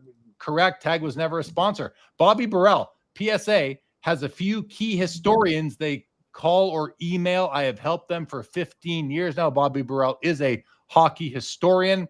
And I'm just happy to hear that they are actually reaching out to a group of people who they have vetted, like Bobby, and that they knows what they're talking about. They have to be careful who they put their trust in, of course. So the fact that they are reaching out to people like Bobby, I think that's a great thing. I love to hear that PSA is doing that. Jahan says, sounds like the graders are overwhelmed and worried about proving themselves to keep their jobs. Yeah, could be. Situational Adventure says grading needs a certification process like an actuary, a CFP, a CMP, a CPA. I think Mangini mentioned that last week. He did. I saw that. And I agree. Grading, I feel like grading, we're at these values are significant enough now where you shouldn't just be able to walk in off the street to be a grader. Now, the problem is the wages don't support this kind of certification, right? You go get a certification. You want to be making more than $25 an hour. I think you do. I mean, otherwise go do something else and go make $40 to $60 an hour as a tradesman doing something else. But to make $25 an hour, to get the certification, I just don't know if that's going to pan out, if it's reasonable. But I agree that would be a good thing, where there was a requirement for people to have some sort of just status, but earned status, like a certification. And now you can go and say so what one of the job requirements would be is that you have been certified by the grading authority of the hobby, whatever, the GAH, whatever it would be called. You have received the certification, and now you're eligible to be hired by us, is something that I would like to see grading companies implement. Joe, any thoughts on that? I mean, what do you think? A credential, yeah, maybe re-up it from what's the state of California, Greg? About every 5 years, you've got to get a re-up. I don't know. But I go back to, what Greg led off with when I asked about it was iconic athletes, and Babe and Jackie are up there. What I like to think about a lot myself in all of like what will stand the test of time is, where does that threshold start to drop off? And if we were just going to, for the sake of the thought experiment, let's just stick to baseball for a second. With baseball, okay, you might have Mantle, you might have Cobb, you might have, a Cy Young or a Walter Johnson. Where in time, as we go forward, are names going to have less and less, and maybe never, maybe people will just read their, Bill James abstracts and continue to be sensitive to all the rich history that baseball has to offer. But I think there are levels to the magnitude of certain names. And, Babe Ruth and Jackie Robinson, yes. Eddie Plank, there's some people throwing some pretty serious money around for an Eddie Plank card from time to time when it even comes up. And is it rare? Yes, it's hella rare. NorCal slang coming through. Big time. But yeah, I guess that's kind of where I go, is like, at what point is the drop off? And it's a little bit exclusive of grade and or even eye appeal. It's the name of the athlete that's being represented on the cardboard. Right. Good thoughts, Joe. And yeah, I mean, I agree. I agree with what you're saying. Let's go to a few more comments here, if I may, guys. Good evening, Sammy Thunder, who goes on to just write, how long do you think the set registry will stay competitive when it comes to high grade desirable cards? Wouldn't that factor heavily into the equation? And the thing is that the guys who are already the leaders on those set registries that have cards that were graded up until, 2019 or so, or whenever, when grading was just, today's 5s were 7s back then and today's 8s were 10s back then. Those guys have the unfair advantage. But if you take their cards and compare them to somebody who may be lower down the registry, but their cards were more recently graded, their cards that are lower on the registry are going to be superior to the ones that are higher in the registry. So the set registry has really become a joke. It's almost, it's kind of a joke at this point, I would think. Yeah, I mean, you look at these two Wilt Chamberlains from the Heritage Auction again. Somebody bought 80 grand, bought a PSA 8, and it's nicer than the PSA 10 that sold for $1 million. But that, because the guy had $1 million that he was willing to frivolously spend on a 1961 Wilt Chamberlain that looks like a 7.5, because they had the $1 million, they're going to be able to buy their way to the top of that leaderboard. So the PSA set registry it's not about quality of card. Maybe it was at one point. It's just not anymore. Now it's about competition and flexing. And I'm not saying everybody approaches it that way, because I don't think everybody approaches it that way. I think there are people who just like the set registry for fun. They like filling out those checklists. And that's awesome. I mean, because these are customized checklists. So I get it, but it's just not, there's an unfair advantage you have if you came in a long time ago. Greg, I saw you kind of chuckling. I don't know if you're chuckling at the comments in the chat or at something in the discussion there, but I'm just enjoying the entire experience right now. I heard Nat Turner on an interview, and I would give credit to who was doing the interview if I remember, but he said, Nat Turner said, the set registry is the lifeblood of PSA.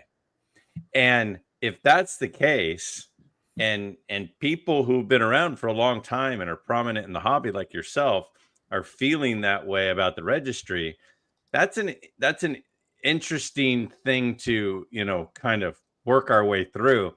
I was on with Dan of Dan's Vintage PC and Mike Moynihan, baseball collector, did a video. Dan hosted a video on For Collectors the other day, and we basically had a discussion about, is the registry still relevant? And Dan's in the chat. He can speak up for himself, but Dan was basically saying it's not. And Mike was saying, well, it kind of depends on what you use it for. Mike uses it for a checklist of these are the cards I want for this registry database. In that regard, it is still valid. But Dan's point was the top ranked card is not, or a set is not necessarily the best set. It might be the fourth best set. It might be the second best set. And it was an interesting discussion. And I think it's in line with what you're saying right now. I totally agree with what you're saying, Jeremy. I completely agree. Well, it looks like the chat does too. Before I go to them, let's hear from Joe. Any thoughts on where the set registry? Have you ever competed on the set? Competed. I don't leave on. Have you ever registered, Joe? And do you have any sets on the go on the PSA set registry? I do not. For better or for worse, I always sort of aligned with Beckett grading early on, and it was only just secondary market PSA pickups that kind of brought me into PSA.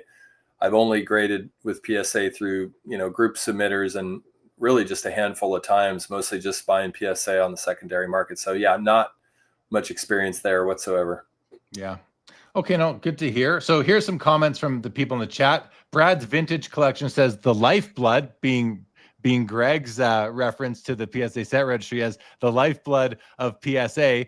Brad's vintage says the lifeblood has a disease. Dan's vintage says PSA registry is obsolete. I don't know if it is yet, Dan, but I'm still with you. Mike from Eastridge says, I am one who doesn't care about my position on the set registry, but love trying to complete the sets. I hear that.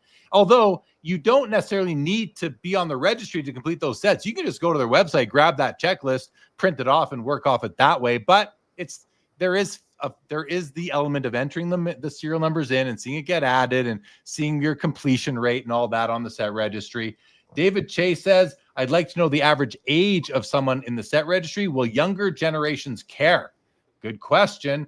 Rob Scott says the registry has become a de-measuring contest. People paying 5 figures for a PSA 10 common.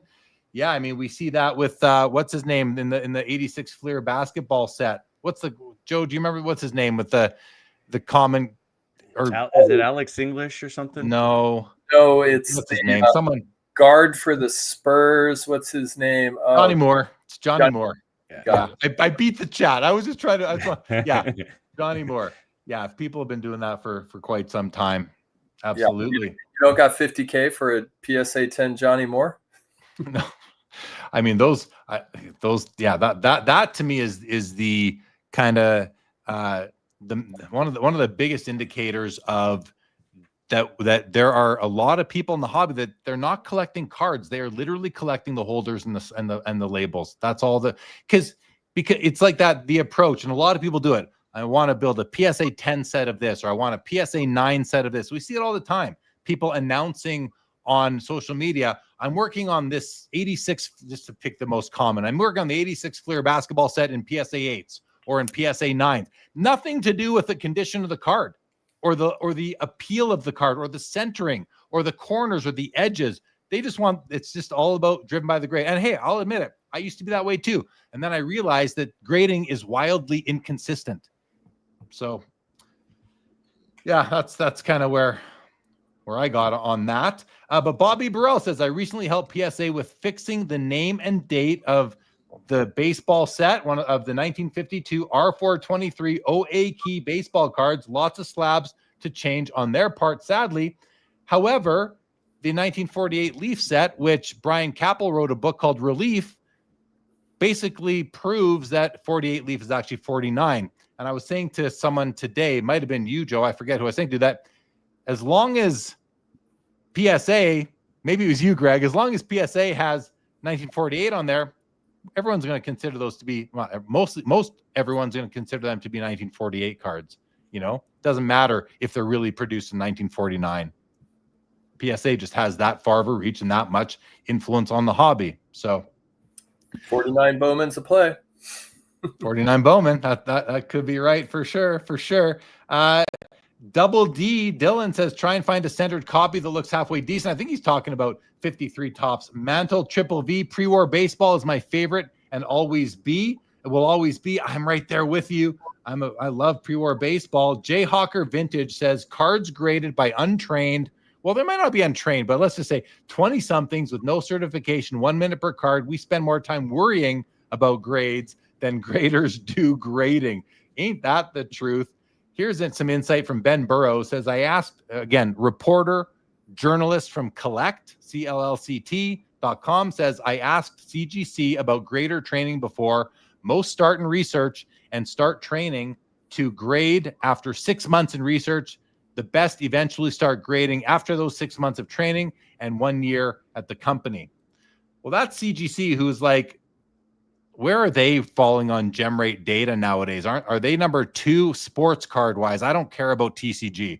Are they number 2? Or are they number 3? Where do they fall in the gem rate data? I'm not sure. But for sports cards, I think they're 3. Overall, I think they're 2 because they do a lot of TCG. Correct me if I'm wrong in the chat, but I'm pretty sure. I think I'm trying to remember gem rate data and watching Neo deliver the gem rate data weekly, where that falls. I want to say hello to Omar, 1-of-1 memorabilia down under. What's going on, Omar? Good to see you. And then Jeff Hart, who is a friend of mine and is a big PSA set registry competitor, says pay graders more and they'll probably care more. I mean, how can you not agree with, how can that not be true? Make it a certification, make it a career for them. Don't $25 an hour when I mean, yeah, it just seems like there's a lot of margin there for, but I know they have a ton of overhead and security. Especially in California. Keep in mind, the minimum wage for fast food workers in California is $20. So, yeah, I mean, it's not like that all across the country. So $25 is not very much money out here. No, I mean, it's like a double cheeseburger in some restaurants, right? Yeah. That's got to be $5 a gallon in my town. So. And Vintage Oddball Cards says PSA loves to grade tougher on cards. They want people to resubmit cards. I know for a fact they make a ton of money on that. Well, I think, Vintage Oddball, I mean, that you're kind of preaching to the choir there that they make a ton on that. No doubt that they do, but they also seem to be signaling in ways that they don't want resubmissions by the fact that they know what serially numbered cards they've looked at. Although maybe they don't care. We know we know that we've graded it. We know that you know that we know that we've graded it, but sure, send it back. We'll charge you for it again. Why not? I mean, they're in business to make money. That's really their number one reason for existing is to make money, shareholder value. Really, the Barnett collection says, I think the registry has lost some appeal with the cost of grading. Common cards simply aren't worth it most of the times.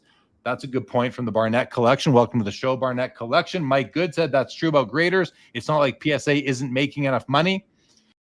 We kind of pretend to know how much money they're making. We don't really. They're not a public company anymore, but I'm with you still, Mike Good. I have to think they're making a lot of money. All right.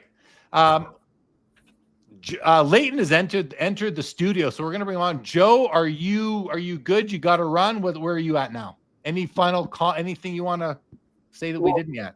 I want to plant a seed for later in the show. I'll sign off and let Leighton and Greg. And first of all, it's really great to have Greg on Sports Cards Live. I so appreciate what he does with his community, his mission, how he is amplifying the best parts of the hobby.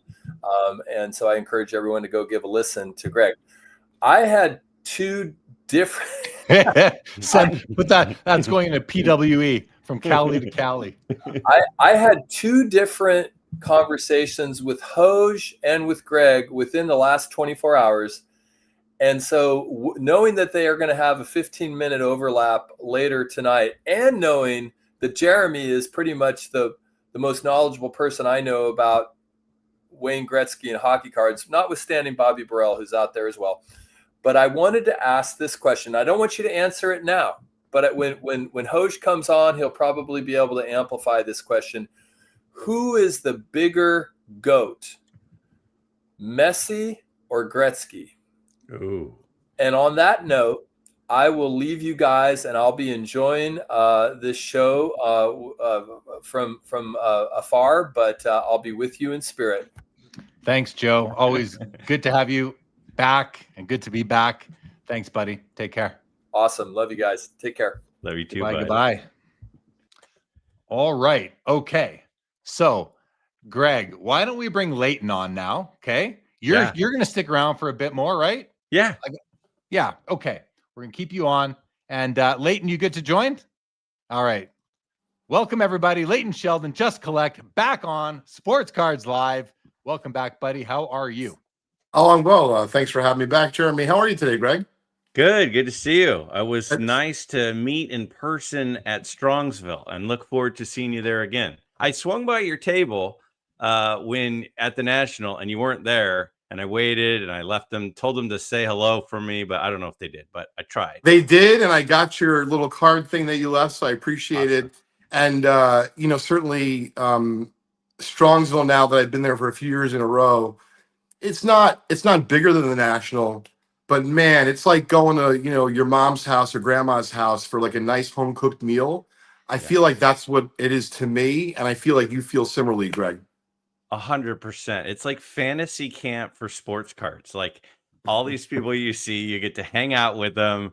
You get to rub elbows with anybody you want, have meals with whoever you want. It's so much fun. So I'm looking forward to it. And I think, Jeremy, you're coming this year, right, bud? I mean, I have to come. I have to come to Strongsville. I was talking to Mikey, one of the guys who runs the show. Was talking to him just a couple nights ago, and I was saying that I got to be there because it's and he's like, yeah, you got to come. You'll love it. I've never been, so I'm gonna hope to get there for sure. Leighton, it's been a couple of weeks since you've been on. What's catch us up? What's going on with you? What's going on with Just Collect? How's Crosby doing? Your son? Thanks for checking in. And like I said, thanks for having me back here. It was a very interesting evening. My son and I both ventured out to Yankee Stadium, but not for the Yankees tonight. Believe it or not, we saw the first ever live game of the Savannah Bananas, and it was an interesting experience. And I feel like I wanted to bring it up first because you were kind enough to ask about my son and what we were up to. But also, I got to be honest with you. I don't know that it's better, because it's not to me, but it's certainly entertaining for kids. How long is it going to be before we have Savannah Banana cards? I don't think it's going to be that long. Probably not. I mean, there's now SpongeBob SquarePants cards. Why can't there be Savannah Banana cards? Yeah. Panini's going to need something to do soon. Absolutely. I figure these guys are open. I mean, what they're doing at the games, and there's some of these guys are playing with no sure. I don't know what's going on there, but I would say I didn't realize this. I mean, they're throwing fast. They're playing somewhat real baseball. It was all very entertaining, certainly for kids. And my son's 10. We had a great time. So I figured I'd start off with that. But as far as the hobby, I mean, I don't know what you guys have been seeing, but for me, I mean, things are insane. It's 7 days a week if you want it to be. But Greg, I was actually listening to one of your podcasts before I hopped on because I kind of wanted to see what you had been doing recently. And, listen, the world has certainly turned itself upside down, or at least our country in the last couple of weeks. And so I feel similar to you, Greg, that even though I do this for a living versus you, this is still like my refuge. This is my escape. And, although, of course, I hope to close a deal versus not close it, I'll be honest, memory lane ends tonight. I'm really looking forward to when this is over. Sure, I'm going to try to bid on some items for my company. You bet your bottom dollar I'm going to try to win an item or two for myself. And, I think that's kind of like what keeps us going, whatever that thrill of the chase is. Yeah. Right. Well, here, Stukes lets us know there are Savannah Banana cards on eBay, so it might already be done late. You might be able to I might be late to the party. Now, Leighton, when Joe just left, he left us with a question: who's the bigger GOAT, Messi or Gretzky? And the chat really did share some of their thoughts, heavy leaning from our chat towards Gretzky. Mo says Gretzky without a doubt. Orlando says Messi is worldwide, but I don't think the question was who's the bigger, more popular, who's the bigger GOAT, which is kind of like within your sport, I think, Orlando. But Skeppy says Gretzky. LCG says Gretzky. So does Vintage. Jay Hawker says Gretzky's wife.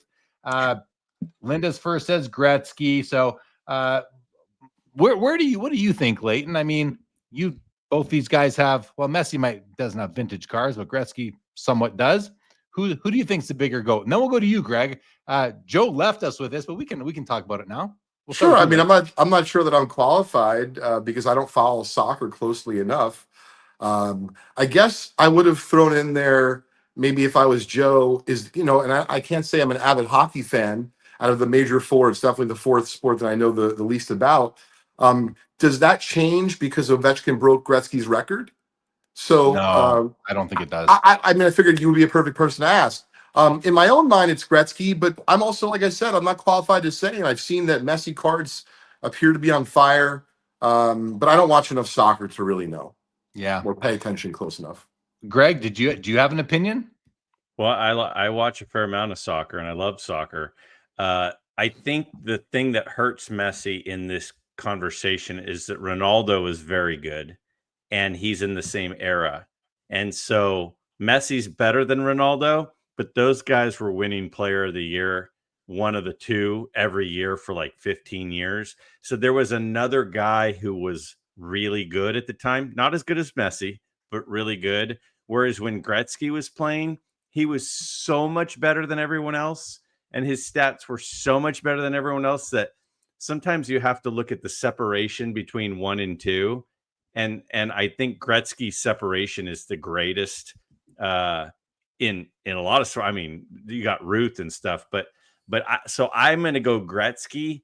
But I also think Messi is the best soccer player who's ever lived, and I think Messi is playing the sport that is most worldwide recognized and watched. So, but it depends on your definition of GOAT, I guess, the bigger GOAT. So, Yeah, I mean, yeah, if you're gonna factor in like cultural relevance and transcending the sport, I don't know, maybe it is Messi. But the other thing, when we think about like international relevance and attention, does that matter in the world of sports cards, where people in many of those countries don't even know that there are sports cards and aren't even collecting them? I don't know. It's a whole other sort of discussion, I suppose. But I align with, I think, both you guys in that I think Gretzky is, because he is far and away the GOAT in hockey, I believe. Whereas, like you said, Greg, you've got Ronaldo, and in the chat, people are talking about Pelé. What about Pelé? What about Diego Maradona? I mean, these guys were GOATs in their day, at their time. Pelé is probably still the GOAT, is my perspective. But yeah, I don't think no, Skeppy. I don't think Pelé disappeared from the conversation. I don't think he should have. Mike Good says, what about Pelé? I mean, this guy. Don't get me wrong. I'm not dissing Pele here. I mean, Pele, Maradona. Joe had some cards he was thinking about selling, and he was asking me about Ronaldo, and so we were in the soccer conversation a couple of days ago, and he was trying to tell me Ronaldo was as good as Messi, and I said, listen, it's Messi, Pele, Maradona, Ronaldo, and then everybody else. I mean, you can make a strong argument for any of those guys, but for me, the highlight reels of what Messi has done is just second to none. So Pele is fantastic. I love Pele, love him, but he's not Messi for me. I think Lamine Yamal is the GOAT in soccer. I'm kidding, but Stukes makes a good point. Gretzky passed Howe. Gordie Howe was the GOAT and still is somewhat in the discussion. Messi didn't pass Pelé. I don't know what the passing really has to do with in terms of is it just goals, points, assists? But in any event, fun little conversation. Leighton, I had a couple things I want to ask you, but I don't know if these are really exciting topics right now or as timely. Is there? So I'm gonna go to you. I'm gonna say, did you come today with any topic that might be vintage driven that is extra interesting right now, as frothy as the market is? A couple of weeks ago, we talked about these two Wilt Chamberlain rookies that sold on Heritage. The PSA 10 was about a 7.5 at best, and the PSA 8 would have been a PSA 10 5 years ago.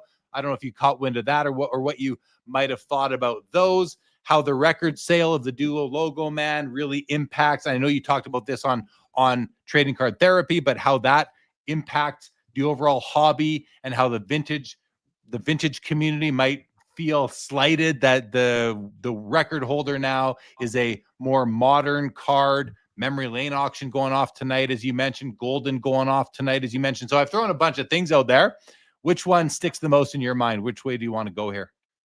Well, I know this is something that you're interested in, and then I feel like I could spin it where it's going to be good to chat with both you and Greg, and then of course, whoever's watching.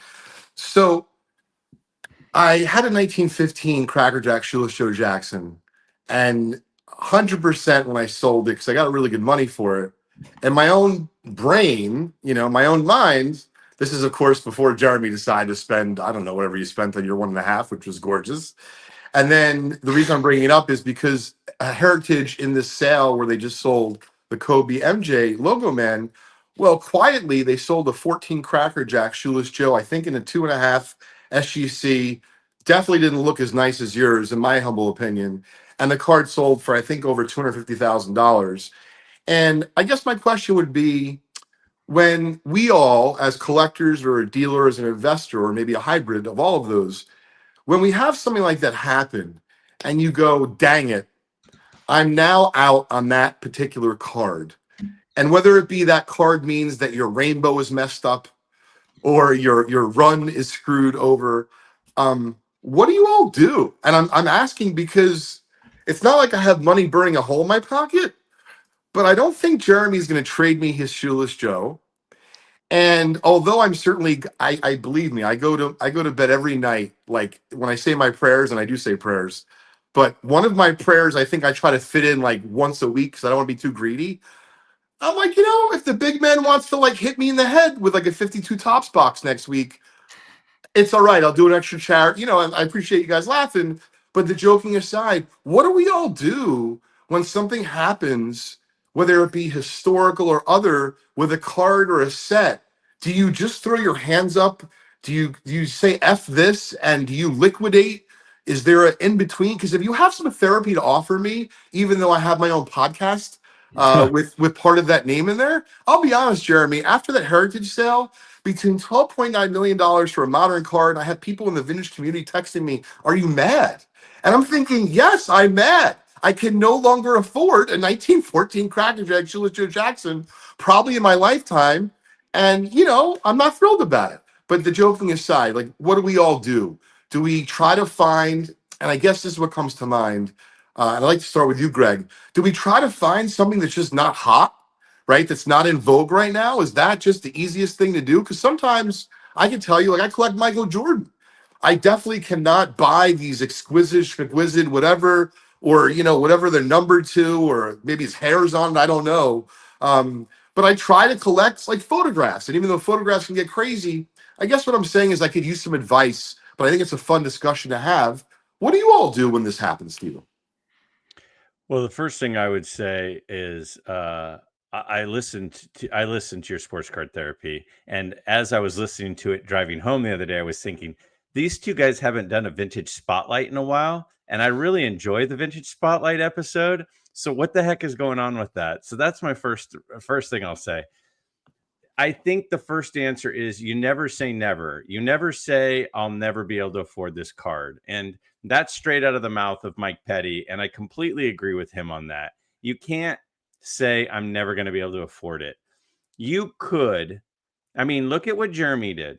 Jeremy leveraged a lot of his collection for that card. And it's turning out to be he looks like a genius right now with how that's played out. But let's be honest, Leighton, if it was that important to you, you could leverage things to get the card. You could do it. Now, the card is expensive. But you have to look in the mirror and you have to say, is this huge chunk of my collection worth this? But the other thing my dad has said, I've said this I've had this conversation with my dad. My dad had a 1960 Topps Mickey Mantle in a PSA 9. And he sold it to Memory Lane in about 2001. And that's like a $90,000 card now. And he's like, oh, if I just kept it. And what I say to him is, but Dad, the money that you got for it at the time wasn't the same amount of money.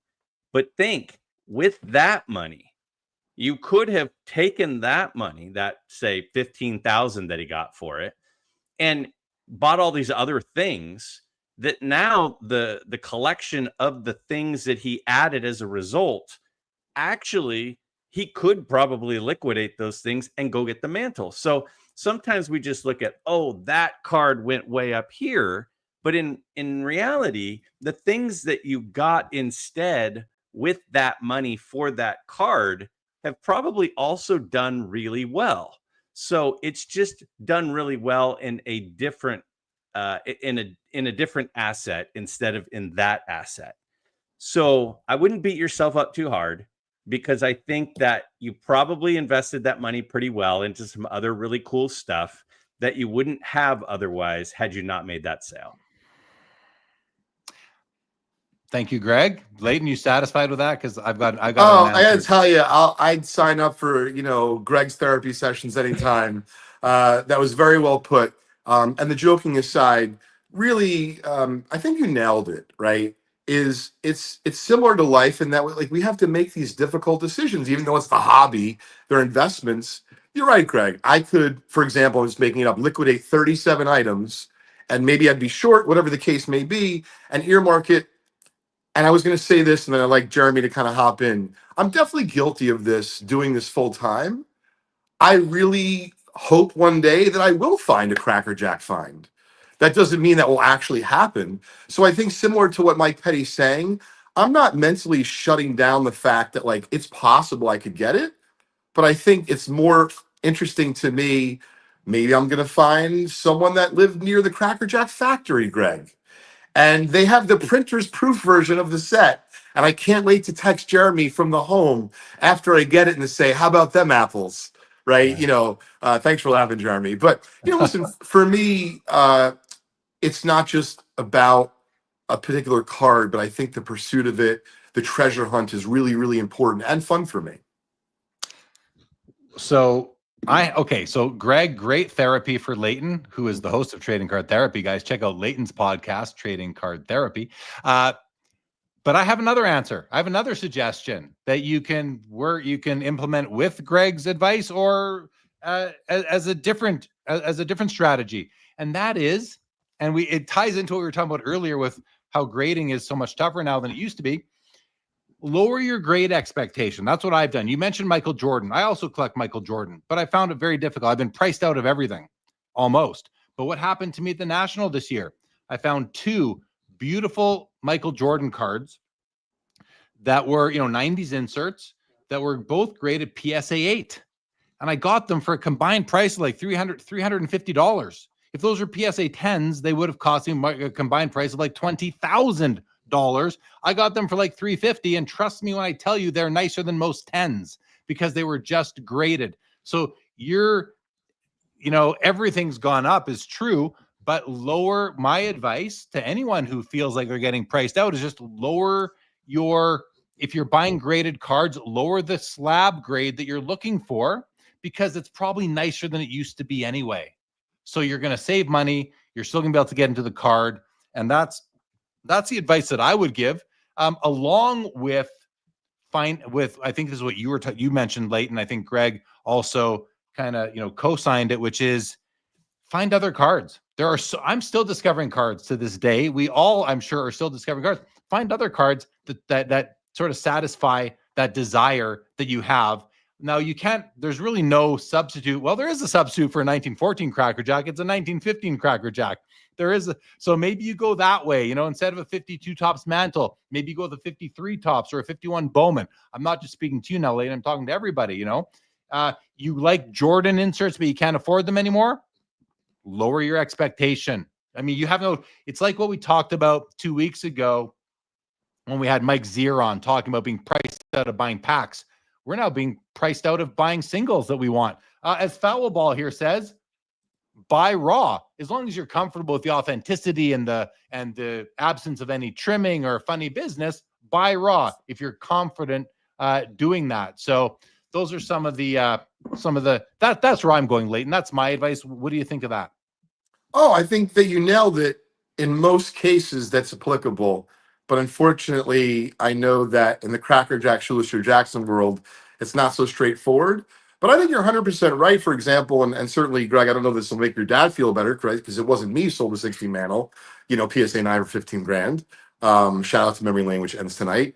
But I would say that, for example, you could probably buy, I think we'd all agree, a 1960 Topps mantle and a PSA 6 or 7 graded in today's standards. It may not look like a 9, but it looked really close to it. You'd Yeah. save an awful lot of money. You can't do that with the Joe Jackson.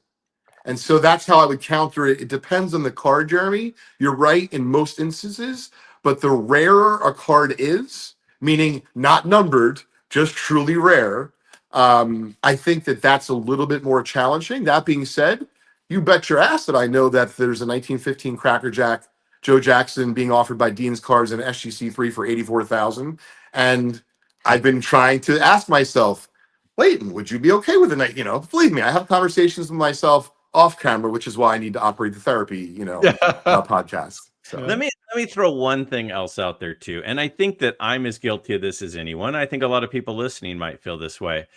There are times where there is joy in that treasure hunt, in you going to bed at night and closing your eyes and going, man, if that might be my opportunity, that dream of that happening so you can acquire it, that in itself has value of I get to hold out hope for this. You know, when I was a little kid, my dream card was a 1954 Topps Ernie Banks. And I had exactly in my mind what it was going to look like. And I'm as a little kid, like 10. And at the 2024 National, I bought one. It was the one. And I was sitting there. My dad's on my left. My buddy Darren's on my right. My buddy Mookie comes up behind me. So, Theo walks up. And it was like this moment where, like, once I bought it, I mean, literally, since I was 10, I had been dreaming about this card. And there was like this relief and this excitement, but also this kind of let off of it's over. Like, I've been hunting for this forever. And now, and I almost like started getting emotional. And a lot of it was like, I finished, it was done. And I think that there's a joy in hunting for cards that I think sometimes that we overlook. If you could just go buy anything, if you just could go online and just buy it, and you never had to hunt for it, it wouldn't be as much fun. Part of the fun is the hunt. So I would say enjoy the fact that you have that dream that might happen, and get value out of that. Seth Kaywood on the screen here. He's reflecting exactly what you're saying, Greg. And Leighton's a professional treasure card hunter. I mean, it is half the fun. There's another comment someone said, and I don't know I have it available to me really quick, but it was basically saying that if all cards were accessible, the hobby wouldn't be as much fun. The fact that we can't just go find them and buy them and add them to our collection does add a little bit of fun to the hobby overall. So that's a fun topic, Leighton. I'm glad that you brought it. Did you have another topic you want? Because I got some comments I can go to that are really interesting from the chat, but I'd like to give you the opportunity to raise any other topics or thoughts that you've had. Well, I appreciate it, Jeremy. I just wanted to really comment on what Greg had just said, and I agree wholeheartedly. It's not just applicable, I think, to our hobby journey, but it's really just about life, right? I mean, if you think about what I did tonight, going to the game with my son, and it was a blast. But we had all these little like things that happened on the way there. We took the subway home, and when you do those kinds of things are bound to happen. And thankfully all good, but there are memories that we're going to share. And, it's been apparent to me for a while. It's why I really just enjoy what I do. Listen, I like closing deals. I would be lying if I said otherwise. It's how I pay my bills. It's how I eat. It's how I feed my growing boy. But the joking aside, absolutely, I agree with what you just said, Jeremy. If the hobby was as simple as, like, it was just the Walmart catalog and I could just order 3 of this and 1 of this and a half of this, it would not be nearly as fun for anyone participating. So make no mistake, it's the puzzle, right? It's everything kind of coming together for us. And I do jest a little bit about the Shoeless Joe Jackson, but I agree, Greg. I do believe that whether it be I get a 14 or a 15, I also am okay with getting some sort of like undiscovered amazing piece of memorabilia. I love memorabilia and I love learning about the players from that era and things that still could maybe be discovered, not just a card, right? A document or a photo or just some sort of, tie to that, time period and a simpler time. Yeah, right on, right on. Good stuff. The hobby is, I don't know, just love it. It's just so much fun. And it's fun because the landscape is continually changing, whether it's values or the world of grading or players getting hurt or new rookies coming in or just finding a new interest for yourself, whatever it may be. There's no shortage. It's kind of why, like, I feel bad for people that are priced out of anything in the hobby, but there are alternatives. If you love the hobby, you'll hopefully, I hope that you're able to find, and not you, Leighton, but I hope anyone who feels like they're priced out can find a way to stay in it and enjoy it and still have the thrill of the hunt, the thrill of collecting. I hope that that's the case. I want to add one thing, just because it came to mind, and believe me, it is definitely not a revenue generator. That is for sure. But as we've been sorting some ungraded cards, we figured out that people in our store locally in Summit, New Jersey, Jeremy, you and maybe you, Greg, as well, like, we take for granted, we go to these conventions and, like, there's ungraded for miles. Well, what if you don't go to any conventions and you visit a card shop twice a year, maybe 3 times? I think we could all be pretty candid with each other. Most of the time, you're not going to find a selection of ungraded cards. Okay. And so something that we've done recently, and when I first did it, I kind of did it as a joke. I'm like, well, I guess I'm not going to throw them out. I'll throw them. I have a vintage value box where there's cards from the 50s and 60s and the 70s, but 70s are a lot more common. You can buy 50s and 60s only in our store. Now, these cards might have writing on the back. They might have a pinhole, all sorts of different condition issues. But every card is under $1. So it's 99 cents, it's 50 cents, it's 75 cents. I don't think you're going to buy them to flip it. But make no mistake, I've seen fathers and sons, and even in some cases, a mom come in, let's say with like their daughter and a young boy. They literally spend $7. And they're like, how do you make money on this? And I'm very clear to them, like, we don't. It's really just about serving a community and understanding, kind of like what you're saying. Yes, you might not be able to buy this Mickey Mantle for $300, but you can buy maybe this Yogi Berra from us for $1.50 because it's got a lot of condition issues, and he was a great Yankee. And so you're right. There's a lot of different ways to go about it. But if I could encourage other shop owners and maybe even other folks at card shows to bring some sort of value vintage box for folks, I think it would be welcomed by the community. Yeah, and you're mentioning these cheap cards, affordable cards, like even the esteemed, the great Dr. Beckett himself. When he goes to card shows, he's flipping through dollar boxes. So I'm turning him away. No. These cards are not for Dr. Beckett.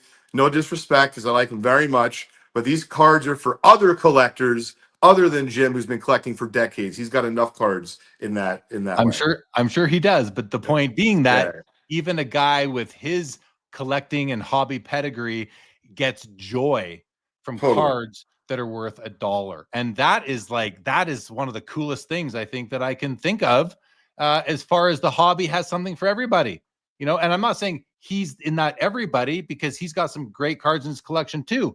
And I think he probably has the resources to spend more than dollars on cards, but he gets joy out of going through dollar boxes and finding some hidden gems. I think that's just awesome. So Greg, what do you think, Greg, about that? I mean, I love it. One of the coolest things that you've done, and you've done a lot of cool things for the vintage community, especially Leighton, but your support at the vintage trade night at the National, where you donated a bunch of vintage cards. So everybody coming in, or the first so ever many people, got a vintage card. Like, that's an introduction. And what you are suggesting with this value box of vintage cards is you're finding a way to introduce vintage collecting to whoever walks in. And sometimes that's what people need, is they need an introduction. And there aren't a lot of introductions sometimes, because things are graded and the plastic has a cost to it. And so what you're describing to me is something that I agree that we need more of. Is we need more ways to be introduced to vintage collecting. And we need to also see that the fun, and I did a video on this recently too. It doesn't have to be an expensive card to be an exciting card. It can be anything, it can be a trashed condition card, but somebody will still treasure it for whatever reason. I was at a card shop. I'm going to give me 2 minutes to tell a quick story. I was at a card shop in my dad's hometown, an old part of Sacramento where he grew up. When he grew up, he was born in 1950. He was collecting cards 58 through 60. And he never knew what happened to his cards. They got thrown out, right? They just got thrown out like everybody. Well, we were going through a card shop this would have been about 89, 90. And we go through his card shop near his old home. And he's going through the vintage card box. He pulls out a card. I look over at him and he's like, going to buy this beat up card. I'm like, Dad, what are you doing? What are you doing? He's like, no, I'll tell you later. He looked like he had just seen a ghost. We go out in the car. I go, Dad, what's the deal? Why are you buying this card? He shows it to me. It's his handwriting. He wrote his name on that card. And it was his card from his childhood collection. Unbelievable. And he found it in a card shop with his son 30 years later. And those crazy. sorts of things. So when you see a card with writing, there's a story behind that card. And I used to not appreciate that story. But my buddy Mookie in the chat has completely opened my mind. And I use the analogy. It's like in The Wizard of Oz where it goes from black and white to color. They open the door and I'm like, yeah, the story sometimes is as important as the card itself. So I love that introduction and I love that concept. And I do think more people should do it. Yeah, Greg, I just have Great to. story. Yeah, I have to jump on that bandwagon too, sort of, in that, I like that a card can tell a story or, has a story and maybe just has a story. And writing on cards from the kid who collected it and put his initials on it, we look at that as if it's a horrible thing on a card. Like the hobby looks at that as that's sacrilege. Why would you want to own that? Someone wrote on it. And I'm starting to think like, I think that's kind of cool. This card was loved. It was loved by somebody in the past, and versus coming out of a pack, put in between some pages in a book and kept pristine and never looked at again. Like it's just, I don't know how to say it, but there's just something I find alluring to a card that lived a life, had a story, was enjoyed, and is now in my possession all these years later. And if only I could trace it through its chain of ownership, chain of custody, going all the way back to getting pulled out of the pack. I forget who it is. Somebody in our community can trace their 52 Tops mantle all the way back to being pulled out of the pack. Someone we all know well. Orlando. Is it Orlando? Yeah, Orlando. He bought it from the original owner's family. Well, it was he bought it directly. Like he knows the whole origin. Yeah. So I think that is just so cool. Okay, guys. So couple things we got to do. First of all, Chris Hoge has entered the studio, so he's in the back ready to come on. We'll bring him on in a moment. I got some comments I want to go through. So why don't we do this? Greg, I know we kind of had you scheduled to leave about now. If you want to stick around for a few minutes while Chris is on, that's fine. Leighton, where are you at for time right now? Oh, I can hang out for a little bit longer. I actually have a question for Chris. Okay, so let's do this. First of all, Reef the Sea Forever says, hello, nerds. And I got to say, you are more than welcome to greet us that way in this chat. Proud to be a nerd, Reef the Sea Forever. Fist bump. Hello to you as well. Bobby Burrell said, 30 years of documenting the hobby, and I still find new things all the time. Keep the treasure hunt alive. Guys, remember this comment. 30 years of documenting it and still finding new things all the time. That's just so inspiring to me. Phoenix Sports Fan says there are very few items that are selling right now that you won't be able to purchase cheaper later. It's maybe not. I mean, I think he's probably right, but A lot of people seem to think that this cycle is different. Who knows? Maybe it is. Orlando. Oh, look at Orlando says, never thought I'd own a 52 mantle, but I did a Jeremy and got one. If that means consolidating, Orlando, I didn't know that I turned into a verb there. Is that a verb or a noun? I don't know what that is, but I don't. Teacher. What is that? A verb. It's a verb. It's an action, so it's a verb. Yeah. Thanks, guys. Yeah, thank you. English. I was always math, not English in school. Dan's Vintage says to you, Leighton, find an own appeal, Joe Jackson, where the appeal is simply in owning it, which comes back to what I was saying. Lower your. Is Dan lending money? Because I can do that no problem, as long as Dan's lending me the money. There you go. Chrissy says the only Jackson I can afford is the singer Joe Jackson. Yeah, I guess she really going out with him. Sunday Papers. I love some Joe Jackson. Mookie Chilson says Jeremy's advice also works at the end of the night at the bar. Lower your expectations. That's the kind of show we're running here now. Hey, Mook. Brad's Vintage here said you get as close as you can and then decide to live without it. Find a way or shift to something else. Again, talking about we are all getting priced out of so many cards. Stuke says Leighton is right. Go after the cards others are not going after. There are still some great, less expensive cards out there. Absolutely. And David Chase wants to know, Leighton, are we closer to getting the website that shows us all the cards available at all auctions? Why don't you tell us a bit, or just let us know what's going on with your auction aggregator website? Oh, sure. So Auction Wire are planning to launch it next week at the Philly Card Show. So if you're going to be at the Philly show, please stop by the Just Collect booth. We're going to have several auctions already onboarded where the data will be live on the site. We'll be doing live demos with my partner, Mark, like I said, at the Just Collect booth, and we'll show you what the software is all about. But in a nutshell, I'm calling it's like the Bloomberg terminal for, auction searching for sports cards, or, the Google search for sports cards of auctions, but anything along those lines, to keep it simple and short.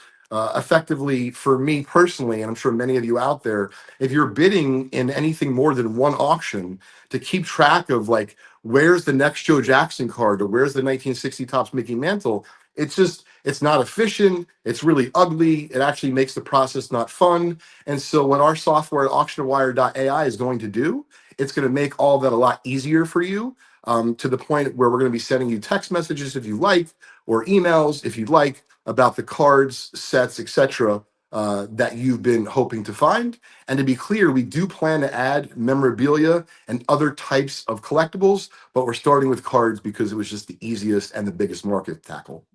So next week, Philly show, auctionwire.ai is the website. I believe it's not a .com. Check it out. It's going to be a great resource. Is it going to be something that anyone can go visit? Is it going to be fee-based, Leighton? Is it, how can you, are auction sites signing up with you? That kind of stuff? Oh, sure. So we already have over a dozen auction sites that have signed up, but keep in mind, we're only going to have their data on there for when the auctions are current. So what we're focusing on really is the part of the journey when the auction goes live until it finishes. There's places like Card Ladder and VCP and probably others that are popping up.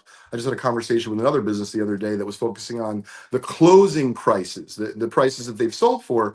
And for me personally, just because I bid so much, my pain point really is about all of the time that I'm candidly wasting or losing, and the lack of efficiency, and actually trying to keep track of, not just from a dealer standpoint, but like, I collect certain things, and to comb all these auctions every single time, it just seemed like not a great use of my time, and I'm sure many others. So I think people are going to welcome this. I don't know the exact details, Jeremy. We are going to offer a free trial, and free sign up. I don't know the exact details, but after a certain amount of time, it's going to be, I don't want to misquote, I think it's like maybe $10 a month or $100 a year, something like that. But there'll be codes for discounts and all that good stuff.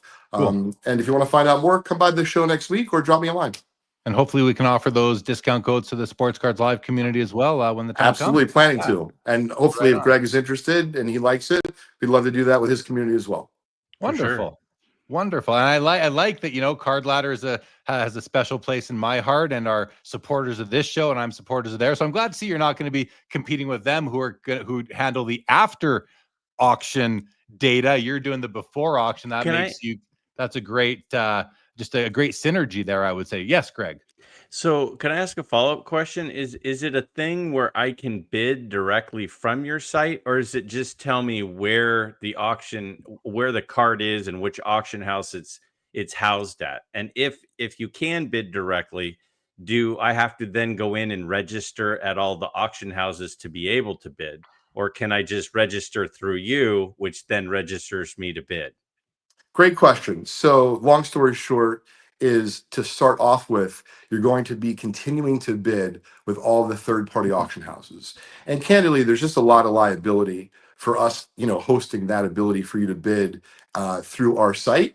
That being said, we thought long and hard about it. But the items will actually have a link directly to the site. So in other words, you're not going to go to that homepage. If it's a 60 Tops Mickey Mantle PSA 9, and that's what comes up in your list, that link will take you directly to that auction for that particular item. And there'll be lots of different ways for you to be notified of not only when an item comes up for sale, but also when, let's say, the auction's closing, or maybe it's undervalued and things of that nature. And then I think this is a super cool component of it. So beyond just the fixed price items from eBay, but places like Memory Lane and REA, and now I think some additional auction houses are actually having their own marketplace.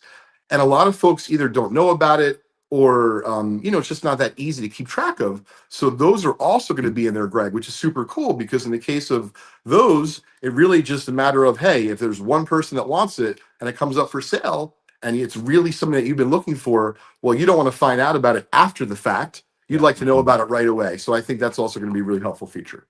Yeah, I think Very it's a great cool. idea. Right on. Good stuff. Okay, well, that wasn't planned, but I'm glad that we got to get that. Whoever asked that first question wasn't a plant, I swear. I don't think, Leighton, but I'm glad. It's an exciting new service for your for the community. So I'm glad you're doing it. It's going to be great. Okay, guys, really quick here. I'm just going to run through a few quick comments, and we're going to do a big guest swap. We'll bring on Chris and Josh. We'll let you guys say hi. But before we do, Skeppy here says, wouldn't it have to be Jeremying to be a verb? We don't need to get into that one. The Rated Rabbi, David Spinrad, says, I picked up a 1955 Parkhurst Marlon Brando for $8 this week. I can't take my eyes off it. So many amazing cards to collect. We just need to trust our tastes and use our imaginations. I love it, David. Dan's Vintage bought his 1950 Jackie from the original owner.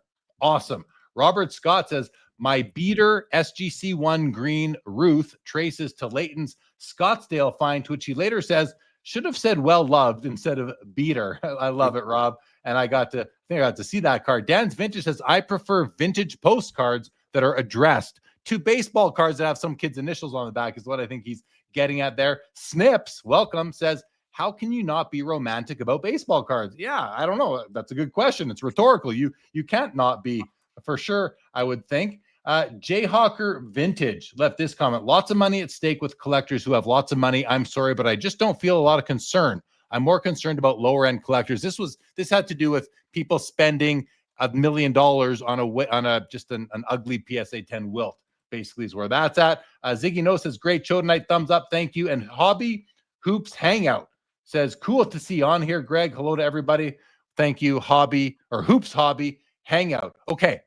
Thank you, chat. Great job tonight. Love it. Chris Hoge, you ready to pop on? Josh, we'll get you in a couple minutes. Guys, please welcome Chris Hoge back to the show, the closer, the Hoge cast, card ladder. What's going on, Chris Hoge? Great to be here. What a great panel to be a part of. I'm the worst head on this Mount Rushmore, but I'll take it. Welcome back. Good to see you. I just want to give you a chance to say hi to Greg and Leighton. I think we're going to do a big swap. We're going to swap them out for you and Josh here. But Greg, Leighton, please take a moment, say hi to Chris. Greg, you said you had a question for him? Me for Hoge? Or was it Leighton that had a question for Hoge? I have a quick question, but whenever we get to it, it's all good. Go ahead. Go ahead. Well, what's shaking, Chris? How are you, bud? Doing well. You're always in a different background, Leighton. I can never place you. Yeah, man on the move, right? Yes, you are. Yes, you so are. listen, I have an MJ question for you, but it's not really just about these two cards. It's also like, try to give someone like myself who is in this boat where, I know a lot more about vintage cards, but I grew up collecting certain Michael Jordan cards, Chris. And there's two cards in particular, and if someone buys it, well then, I'll be upset. But regardless, I'll be back. There's two cards on eBay. I'm sorry? Okay. He said he'll be right back. there's two cards on eBay that I was considering buying, and they're really the same budget or similar. One's a PSA 10, one's a PSA 9. I think I like one a little bit more than the other, but I like them both very much, and I have fond memories of them from when I was a kid. So my question really is, other than the grade, meaning like I know that if the market moves, Chris, on a card, like for example, Michael Jordan card, generally it moves a lot or the most on a PSA 10 in terms of absolute dollars, right? Secondarily in the PSA 9. But then I also know that the one card in the 9 is definitely a harder card than the 10. So without further ado, I'm going to tell you what the cards are, and I want to hear your thoughts. Okay. All right. So I love them both still today, and I'm grateful that I can afford them. But I don't want to buy both. I want to buy one, and maybe I'll buy another one down the line, right? So one of them is about $1,000. If you remember the I think it's 93 Upper Deck. Do you know the 15,000 point club Michael Jordan insert card? Yes, I do. Great card, PSA 10. The pop's like 100 something, and I think the guy wants 950. And then someone else has, I think it's 1993 Ultra, the Power and the Key Jordan, which is a super cool card, but it's a PSA 9. And I think the card was like 1,400. He said he would do $1,300. So they're like very similar. And what I'm trying to do, Chris, is get out of my rational head of like, who gives a you know what about what it's going to technically be worth in the future, and just pick the card you like more. But Chris, the card I like more, it's so close. It's probably the Power and the Key. But man, I had a 15,000 point club Jordan when I was a kid. Who knows what I did with it? That's it. That's my question. How do I choose which one? Because one's a little bit, harder to get, definitely in a 10, and certainly will be a lot more money, meaning the Power and the Key. And do you advise people who come up to you and say, hey, this is an investment for me? Would you say, bar none, they should buy the 10 because it's going to appreciate, in terms of absolute dollars, just a little bit more than a 9 would? Would love to hear your thoughts, Chris. Yeah, it's a really, really fun question.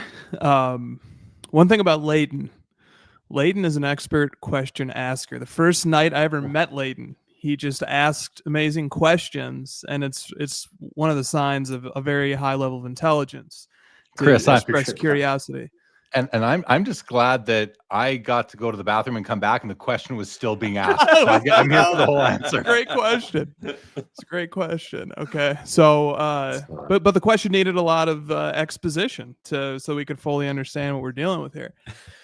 And but don't let Leighton's inquisitive nature fool you. He is the most seasoned, the most knowledgeable. I think he enjoys asking the questions as much as he does providing answers to them.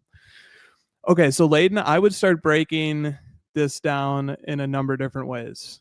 And this is just how I'm thinking as a collector these days. I didn't think this way a few years ago. I might not think this way a few years from now. But one of the big distinctions that pops up into my mind right away, and remember, we're trying to split hairs here, okay? So I'm not saying that these are big factors, but if we're splitting hairs, so the 15,000 point club is technically a playing days card. It comes from the 1992-93 season. The Power and the Key is not. 93-94 was the only season during that early retirement that Jordan absolutely did not suit up for. He did return late to the 94-95 season. So right away, if we have to break the tie, there's a playing days element here. But Jeremy, let me have you chime in, because I let's hear other opinions on that factor. Sorry, I was distracted, so I don't even know what we're talking about. Okay. I thought you were reacting to the playing days part of this.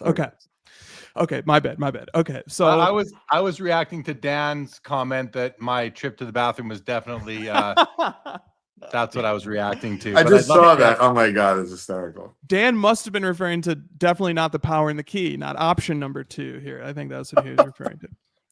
So set it up for me again, please. It's just the 15K point club, PSA 10, pop 100 something, $1,000, or the Power and the Key, PSA 9, a little bit more, about $1,400. Picking between those two cards. Well, I can tell you, I don't know what that first one looks like off the top of my head, but the Power and the Key, I think, is a beautiful, colorful foil surface. I mean, yes. I love the Power and the Key card. And if we're talking about PSA 9 versus PSA 10, I mean, come on, guys. I don't want to talk about that. He doesn't want to pay the grade premium. Come on. No, they're the exact same thing. Nines, there's many nines that Many of those 10s used to be 9s, and many of those 9s could be 10s. Yes, So but and I know my son's in the other room, but let's not lie to each other here. I wasn't lying. Are you No, accusing me of hold lying? on one for a second. What I mean is, we all love our cards, and if money didn't matter, we'd keep all of them and not sell any of them, because that's how I feel. Absolutely. But what I meant about not lying is the second part of it, which is, listen, we do care that our cards will be worth, at the very least, hopefully what we paid, but we hope they're worth more. And if you're not saying that, then I don't believe you. So there's that little bit of I guess as far as like the decision making process. And I wouldn't, as much as I like, let's say, one card a smidge more than the other. If one card, I'm just making this up, and I know Chris can't predict the future, but if one card's going to be worth $10,000 and the other one's going to be worth $1,000, well, even if I like one card a little bit more, well, if I knew which card was going to be worth 10,000, I'd much rather buy that one, right? And so that's why I'm asking the questions, because it's not just about what I like, because I have a feeling that whether it's Michael Jordan or it's Ohtani, or there's a few other guys in the modern arena that I buy, I really respect Chris and the way he takes a look analytically at even $1,000 purchase, right? Because for a lot of people, $1,000 is still a lot of money. Maybe not for Shine and Kevin O'Leary, but for regular folks like you and I, it might be a really big purchase. And the only purchase, for example, I make this year of a Michael Jordan sub $1,000 card for my PC, and I'd like it to be not just what I'm happy with, because I'll be happy with both, but where I talk about, what it's going to be worth in the future. Yes, I hope I pick the winner, if you will, if there is one. The way I respond to that is, well, my initial one is we'll buy both, because I don't want to sacrifice the card that I would love owning because I think it's beautiful and want to look at it, to buy one just because I think it's going to go up in value 10 years from now. I don't want to sacrifice that. So I'm probably going to buy the card I like the looks of better. And if that, like, design and aesthetics, not eye appeal, I'm talking about the design, the colors, the textures, I'm probably going to buy that one because I want to enjoy. To me, there's utility in joy of ownership. I do think about the money, Leighton. I mean, obviously I do, especially when I'm spending significant money, and $1,000 is significant for me, but it's not that significant for me that I maybe couldn't buy both and hedge my bets that way. Agreed. But I would say this, and I try to share this with my staff in business. If that was an isolated incident, Jeremy, 100% I would just buy both. But just like when I talk about my business, if someone I'm making this up, a $500 mistake. So $500 mistake to me is $25,000. And they're like, what are you talking about? I'm like, well, if you made a $500 mistake every week in my business, you just cost me $25,000. Because that's how many weeks are in a year. So what I'm saying is, in terms of this Jordan, let's be real here. Jeremy, I can't just decide every single time I want to buy two $1,000 cards for my PC that I can just buy both. So that's why I'm trying to be so analytical about this. But I agree. I'm grateful to be able to afford to buy both, but I'm trying to exhibit some sort of discipline so I can continue to enjoy the journey. Sure. Okay. I think I hear what you're saying. You're getting some pushback in the chat from people. I want to just point that out. We can get some we got Josh sitting in the back. I want to bring Josh on now to join us. And Greg, stick around. I know you probably got some things to say. Josh, I'm going to bring you on the screen now because I'm not happy looking at you back there. So guys, welcome Josh to the screen. What's up? How you doing, buddy? Welcome. Hey, Josh. Greg, nice to meet you. Chris, nice to meet you. We're going Brady Bunch. Hollywood Square is here now on the show, going into the 5-way screen. But Josh, good to have you back, buddy. Anything you want to say before we get back to where we were talking? Two things. The correct answer is 15,000 point club card. That's the correct answer. Number two, Leighton, your business idea is great. It's what Collectible did before they did the whole fractional thing, and I wish they never stopped. So I'm sure you do a great job. So I'll call you tomorrow because I want to sign up for it. Exciting. Thanks so much. It's good seeing you. What's up? All right. Okay, good. So yeah, Leighton, I hear what you're saying. And before we go to the chat, actually, why don't we get Greg? You haven't said anything for a bit, and I'd like to hear your thoughts on this discussion because I think people deal with it all the time. And I was recently thinking about one of my cards that I bought 10 years ago, Joe DiMaggio, my 1938 Joe DiMaggio Gaudi, number 250, the one without the doodles, without the graffitis. And I was talking to somebody, it's like they said to me, oh, it's probably gone up like 10 times since you bought. I'm like, well, actually, no. bought the card in like 2013. I think I paid $3,500 for it. It might be worth like 10 grand right now. So maybe it's worth 3 times what I paid 12 years ago. I could have taken that $3,500 12 years ago, bought Jordans, and they'd be worth 100 times what I paid right now, literally. So to your point, Leighton, like I didn't, because I wasn't interested in those cards at that time. I wanted the Joe DiMaggio, and I've had a ton of utility and enjoyment owning it all this time. But if I could go back now, what would I have bought? I probably would have said, you know what? I probably would buy those Jordans, because who doesn't want $1 million right now? You know, off a $3,500 investment. I understand. Not everything is about money, and what I'm trying to say is the same things I try to teach my son. Right? You can't get everything you want in life unless you have infinite riches, and I don't know anyone who has that. And so I'm just simply trying to exhibit some discipline in my own journey, and I find it's not that easy sometimes to do that. Yeah, fair. But okay, I hear you. I'm going to do two comments from the chat, because it's been a while for them, and then we'll go to Greg. Jay Hawker said, Leighton, that's not a fair assumption. I don't care about the future value of my collection. Sure, I don't want them to go way down, but I don't collect at all. I don't collect at all like that, not one bit. Oh, for future value, he goes on to say. Hoops Hobby says, another voice in the I don't care for future value echo chamber, but totally fair if that is your approach. And let's face it, I love what what Hobby Hoops just said here, that I don't care if that's your approach. Totally fair. Absolutely. We can all approach this thing how we want. Dan's Vintage says, but guys, you may not sell your cards, but your family will. Value is always going to be relevant. I don't know how you can really argue with that unless you have unlimited funds, which not many of us do. So there is that as well. Okay. We'll stop right there. Greg, let's go to you. Then we're going to go to Chris. Well, first, the first thing I have to say is this is why I love Hoj, and this is why I love the Hojcast, because the way he approaches everything is so philosophical. I don't collect anything. We probably have 0 cards overlapped in our collections, but I listen to his podcast because the way that he goes through the thinking process of deciding what he's going to do and why he's going to do it and explaining that process, that applies to everyone, and it's evergreen. And I think that it's fantastic. And so the fact that he immediately started breaking down all these things is fantastic. And I love that. That is my favorite part of the hobby, are questions like this and hearing how people break it down and make their decisions. There's nothing that I enjoy more than conversations like this.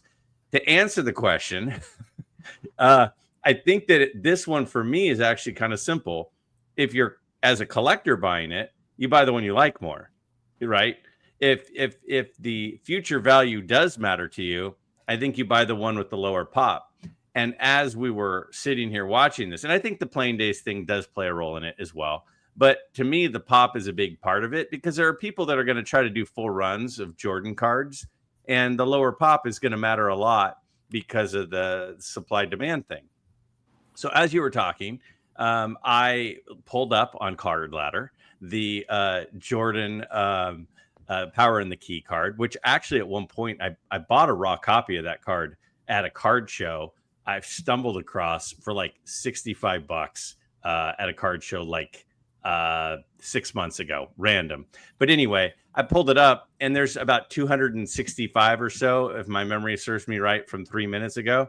So it sounds like the Scorers Club card is significantly in the 10 is significantly rarer than the Power in the Key in the 9. So from a future value perspective, I lean toward the lower pop card. But ultimately, you have to look at the two cards and go, which one do I like? And that's the one I would tell you to buy. Thanks, Greg. And thank you for the preamble, giving Hoj a run for his money.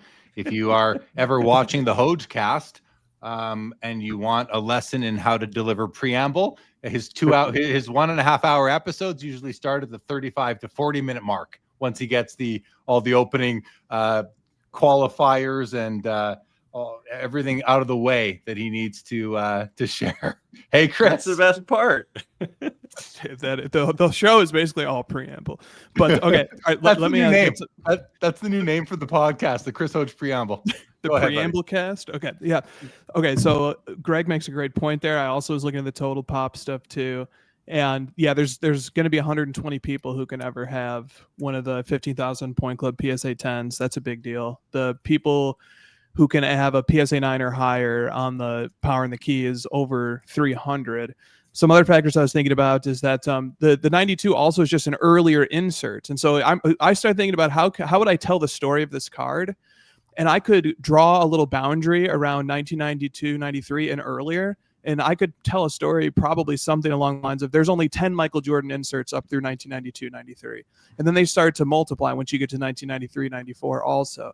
So I like the story that I can tell when the earlier the card is in the offering. And I say all this to say that my brain continues to push me towards the 15,000 point club. But I have very nostalgic sentiment towards 1993, 94 Ultra. Those are like the first hobby boxes I ever opened as a kid. I love the Scoring Kings in particular, even more than the Power and the Key, but both come out of those boxes. One was Series 1, one was Series 2. But my current mindset is really pointing me towards the 15,000 point club. That's ultimately where I'm going to land, is the 50, especially because it's cheaper too. So that's where I land. I land on that one, and also those two cards actually kind of mark a generational divide. I think like the '80s collector era for focusing on Michael Jordan, they sort of like stop right around the time that those all foil inserts start kicking in around 93, 94, and then like my era, the '90s kid era, starts picking up the torch right around 93, 94 and those all foil inserts. So, but with all those things said, I'm leaning towards the 15K point club at PSA 10, especially at those price points. And just what a great question. I mean, it got the whole chat fired up. It got the whole panel fired up. We could probably do 3 hours on this question if we wanted to. Is that the 1992 Upper Deck 15,000 point club? Yes, Yep. it is. And it being Upper Deck is a factor too. I think Upper Deck is the least valuable brand in some. I mean, Upper Deck has produced the most valuable Michael Jordan cards on the public record, but some of the Upper Deck inserts just seem to fly under the radar a lot. So I think there's a chance that those get more appreciated by collectors as time goes on. Just pulling up Card Ladder here. Here is the card we're talking about. If you're watching, this is the 1992 Upper Deck Michael Jordan 15,000 point club in a PSA 10. And this copy, according to Card Ladder, sold for $590 in April of 2024. I have it sorted by price because when I originally sorted it by date, there was just a whole bunch of this and I wasn't sure what I was looking for. But also, here's the Power in the Key. The other card we're talking about, I'll find a better picture of it because this one here is very dull. The card is actually not nicer. Here's one that might do it better justice. I think this is a beautiful card. That's actually, it's even, the colors are even brighter than that was. There's a poor picture of it, but you get the point. At least hopefully you get the point. Those are the two cards that Leighton has been thinking about. So there you go. All right. Okay, Greg and Leighton, I'd like to thank you both. Greg, I want to say especially Greg, just Greg's been on for over 2 hours now. So Greg, thanks for taking, and I know that you also hosted Hobby Hotline this morning, which is an early start, especially for you in California. So thank you so much for joining us here tonight. Greatly appreciate. I can't wait to watch your episode of Hobby Hotline that you hosted this morning. So thank you, Greg. We'll have you back again soon for sure. Hey guys, it's an honor to be on the screen with you four gentlemen. So it was truly something I was looking forward to all week, and a great way to cap my day. So thank you very much. And Jeremy, you're the best in the business. Thanks for having me on. Appreciate that. But you are too. Thank you so much, Greg. Thank you. Thanks, Good seeing you, Greg. Thanks for having me, Jeremy. It was great participating with everyone here. It was a lot of fun. Don't forget to update us, Leighton. We need to know what the decision is once you make it. Okay? Oh, I think I'm making the decision when I sign off from here. Okay, But I'll show. we're all invested now. So He's going to buy. Wait, the but I want to 15,000. share with you this, Chris. So I still have. I pulled the Scoring Kings MJ as a kid. I still have it. It got an 8. Okay. And I don't remember if I pulled the Power and the Key, but I vividly remember the card, man. Yeah. And like, I think you described it well, but where my age falls, I still collected through 93. So like, I remember, meaning opening Ultra Basketball. So like 92 Upper Deck, looking for that Shaq draft pick and the trade card. I mean, the card shows were bananas. Yep. And then 92 Topps Basketball. So like 93, I was into Penny Hardaway. I was into the draft exchange stuff. Listen, I'm a basketball nerd at heart, but I love it all. That's my problem, Chris, which is why I'm choosing between two cards versus trying to buy both. Yeah, I hear you. Best of luck, buddy. Thanks. Appreciate you having me on, Jeremy. As always, great seeing you, gentlemen. Thanks, later. Leighton. Talk soon, buddy. Yeah.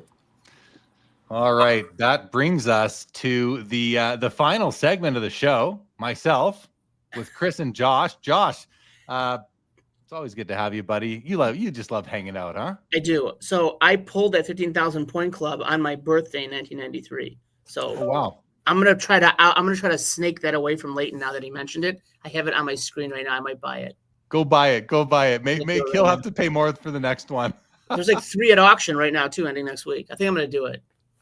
I wait till he got off to tell him because he'd be mad at me. Yeah. You don't want him here to be able to get mad at you for that. No, I'm sure it'll all work out. It'll all work out. Yeah. Okay. So here's what I want to do, Chris. Listen, you always come with topics. We rarely get to them because we have other topics like we have tonight. We're literally 20 minutes away from usually ending the show. We're definitely going to go into overtime. We have topics we want to talk about. And I had a couple of things left over from past episodes for you as well. But with that, you sent me a couple images. I have them teed up and ready to go. I'm going to ask you, what direction would you like to go at right now in terms of topics to discuss? Let's save those. We have those. We can call on those. But if there's anything that's come up in the flow of the show or that is a more natural topic, we can go to those. Okay. There's one, which is the one the one that Joe dropped before he left, which was the Messi versus Gretzky. Who's the bigger GOAT? Yeah. And we solicited the chat before you came on. I think you were probably listening at the time. We shared our thoughts. But that was something that Joe mentioned. I think he said he was talking about with you earlier, perhaps. Where do you fall on the Gretzky versus Messier? Who's the bigger GOAT? And for just to put, not that you need me to, but if you're going to go into some preamble, what is GOAT in this context? How are we comparing these two? So I'll leave it to you. Oh yeah, I don't have enough basis in either of the sports to have a strong opinion on who the GOAT is. But my preamble is going to be this. Messi's cards are on a bull run. They are outliers within a bull market. His Mega Cracks PSA 10 2004 has quintupled in value over the last year and a half. And so I think that it's completely fair game and it's fun and it's not meant in a mean spirit. But if ever there's a card that we can sort of poke at, yeah, there you go. That's hilarious. Hi, Steph. That was going to be my punchline. No, I'm just kidding. But if there's ever a card or a player's cards who we can like have a little fun poking at, it's the guy whose cards have quintupled in value over the last 18 months. So I mean, yeah. Oh, sorry. I thought you were done. No, go ahead.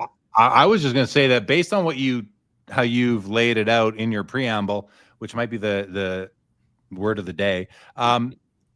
When I hear this kind of thing, quintupled and how it's going ballistic lately, one of two things comes to mind. One is major institutional money who just decided that that's where they were going. Or the other one is there's hanky-panky going on. There's market manipulation going on.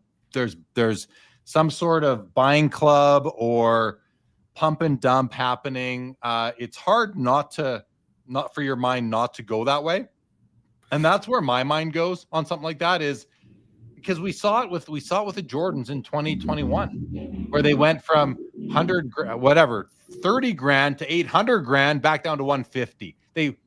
We saw that as well there. Are we going to see the same thing with the Messi, which I think like the Jordan PSA 1086 clear is a pop of about 325, something like that, 330. I think the Messi is not far off that. I'm not exactly sure, but it's not crazy different. Maybe it's in the 200s or something. Easy enough to find out. If you go to Card Ladder, you can get there through the pop section. But anyway, that's where my thoughts go on that, guys.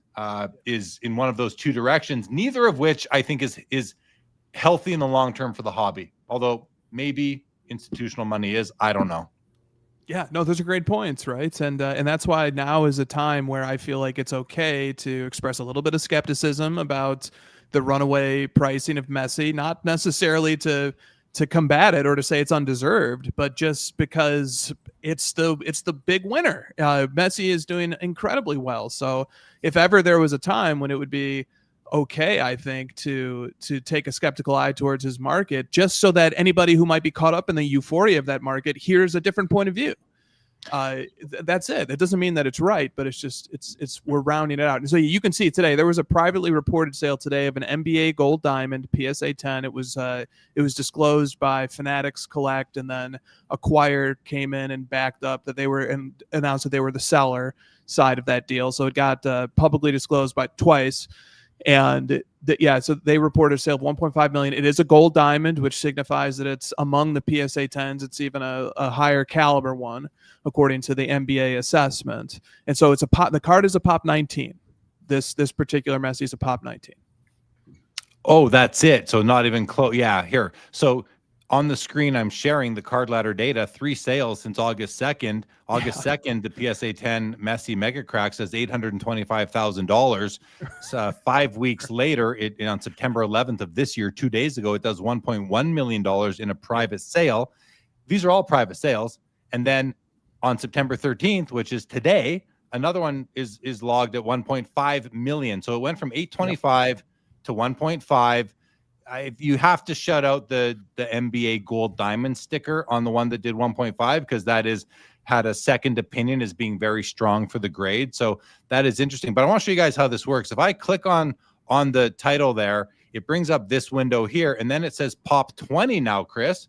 19 to 20. Wow, that's like a new pop like today, I think. Today, maybe a new PSA 10. If you click on this, guys, you get the global pop, at least between PSA, BGS, SGC, and CGC of the card with all the distribution and some pricing. So, total pop across or total submissions. It's not population because there's a bunch of phantoms in there, but the total population is 1,739, or the total submissions to the grading companies. But the PSA 10 pop Messi is only 20 now. 9 is 55. So at 175K now, by the way, 887 total submissions to PSA. So just wanted to share that. I think that's pretty interesting. Chris? Yeah, let me add just a quick factoid about those private sales. Each of them were publicly announced, all 3 of those. So the first one was publicly announced by Golden in the midst of the National, and we track it, and it was a private sale. It didn't happen at a public setting, but it was publicly announced. And actually the one that came after that was a public announcement by Golden too, and then the most recent one today was Fanatics Collect. Okay. And so anyway, but I think it's fair to push back a little bit on the Messi market right now. I mean, PSA 10s of that card were selling for $300,000 18 months ago, and now 7 figures. So to express a little bit of skepticism about Messi, and there's a few different angles to take on it, and one of them is this: how much of a GOAT is he, right? How much of a GOAT is Messi? And so I asked ChatGPT. I asked ChatGPT to weigh in, and because here's who I think is a pretty interesting comp. I think Wayne Gretzky is a pretty interesting comp, and here's why. So there are certainly credible arguments that the cultural impact of Messi, the fact that Messi is still playing right now, the fact that he played in Europe and now he's playing here in the MLS, and just the sustained multi-decades of success and status, and sort of a consensus is forming around him being the greatest, although Ronaldo has more goals and Pele has more World Cups. But people can make different arguments for different guys, but Messi's certainly got a growing arguments. But I think Gretzky is an interesting comp for him, and here's the metric that I'm using. And I'm not saying this is the only metric, I'm not saying this is the only way to look at it, and I'm not trying to discount other points of view, but I want to inject this metric into the discussion. And that metric is how much annual revenue does the highest league that any of these guys have played in generate? And that's a proxy for discovering which of these leagues in terms of revenue are being supported monetarily, or it's a proxy for sort of discovering, what is the real push and power, how much appeal, how much of a magnet are these stars for these leagues. And the NHL, according to ChatGPT, the average annual revenue over the last 5 years is $6 billion. And La Liga, which is the highest league that Messi played in, its average annual revenue over the last 5 years is $5 billion. Now, those are both very powerful, very successful leagues, but it puts the NHL in a pretty favorable light. That the NHL, the league that has Gretzky, is more of an undisputed GOAT than Messi, at least according to what I'm about to read from ChatGPT. Or in other words, the NHL, which is commanding significant revenue on par with or even slightly ahead of La Liga, which is the highest league that Messi played in, that the NHL maybe should have a seat at this table too. If we're comparing the GOATs of these different sports, that hockey and the NHL, maybe they deserve a spot here too. And so here's what GPT said. GPT said Gretzky has the stronger claims to be the undisputed GOAT. His statistical edge over his peers is historically wider. And they give some examples, but I'm just going to cut to the point. By contrast, Messi's resume is peerless.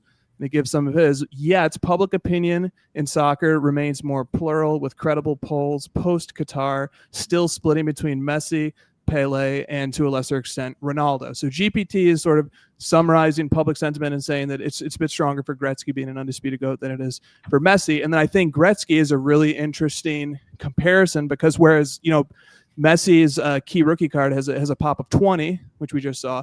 Gretzky's tops in a PSA 10 has a pop of 1, and his OPG in a PSA 10 has a pop of 2. And yeah, I know tops used to be pop 2, but I double checked on PSA site today. It's a pop 1 right now. Really? Yes. I did not know that. Wow.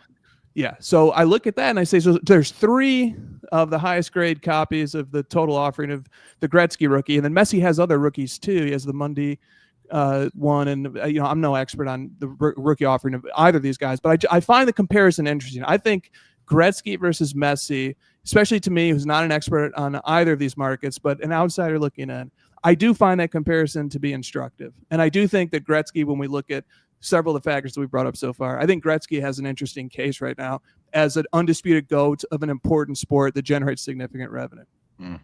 Yeah. Yeah, fair. And I mean, it is apples to oranges comparing them cards because of population. And again, one tops PSA 10 and 2, like whoever did. I wonder if somebody had to get paid out of the PSA guarantee. And there's a lifetime maximum of $500,000. And I know that a recent PSA 10 tops, well, the last time a PSA 10 tops Gretzky sold was like 1.2 million or something like that. So the PSA 10, if the PSA had to decertify one of those 2 tops PSA 10s, somebody took at least a $700,000 loss even after getting paid out by PSA for their guarantee, which does cap out a $500,000 lifetime or $250 per card. So never mind. It's actually more. It's more like $850 or $950 that they're leaving on, that they got ripped off because they bought a card that was in a PSA slab that was incorrectly slabbed. That hurts. I would almost think that, I don't know for sure, but I would have to think if that did go to PSA for a claim, that they might actually make an exception for such a big card like that and go above their lifetime. They probably have the right to do so if they so choose. That's a big deal there. Otherwise, someone's going to be causing a big ruckus, I would think. But no, I appreciate the topic, Chris. Josh, what about you? What do you think of all this stuff? What's going through your mind as we're talking and you're sitting there listening to everything and you're thinking, I know how you're going to come. You're going to come with an answer that's like 8 words. It's going to be a mic drop. So what do you got? The answer is Gretzky. Even though he doesn't have the goal title, he still has a scoring title. No one's ever going to touch it. He has the record for the highest points in a season. For the top 10, he has 9. There is to borrow Chris's word, he is peerless.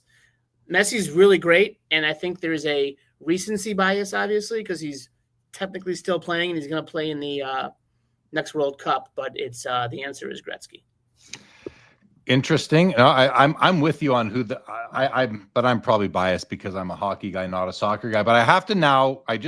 We all just learned something. If you're reading the chat, Rome Rant, buddy of mine, just posted, and I think this guy Rome is a high-end collector, and I think that he probably knows this to be fact. So I'm going to take this as true. He says the Gretzky tops was a pop 2. The owner of one of them cracked it, got it signed. He then returned it to PSA for grading and got a 9 with a 10 auto. True story. Well, that's pretty interesting. So everything I was saying about it being decertified is untrue. That was not the case. It was deliberately cracked out, which is crazy to think that you would even risk crack, because there is risk in cracking out a car that you're going to damage it. And getting it signed, now Gretzky has to touch it. You have to put it in front of him. More opportunity for slight damage to be done. Then you got to pack it back up, ship it back to PSA. They got to take it out of the package. More opportunity, unlikely, but more opportunity for damage to be done, and then get it reslabbed, and it came back a 9. So that guy, I don't know, Rome, if you know who that was. I don't know who it was, but that guy must be kicking himself. There was just I don't know if you guys saw this. There was a record price paid. I think it was a PSA 8 card, 10 on the Gretzky auto, the rookie, I think it was the Opeachy, just sold for $125,000. I saw that going around the Instagram stories in the last couple of days. $125K for a PSA 8 with an auto. What's that 9 worth? And it's not even an Opeachy, that's a top. So anyway, lots there. Josh, what do you think? What do you think of what this guy did that Rome was telling us about? I think it's fine. I mean, I think that just highlights how ridiculous grading is. So,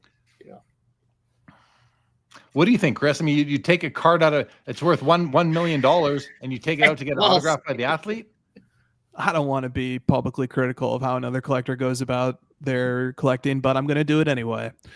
You have a pop 2 there, and that is a really meaningful distinction that a card has. Does it need the autograph? Could another copy be autographed instead? Yeah.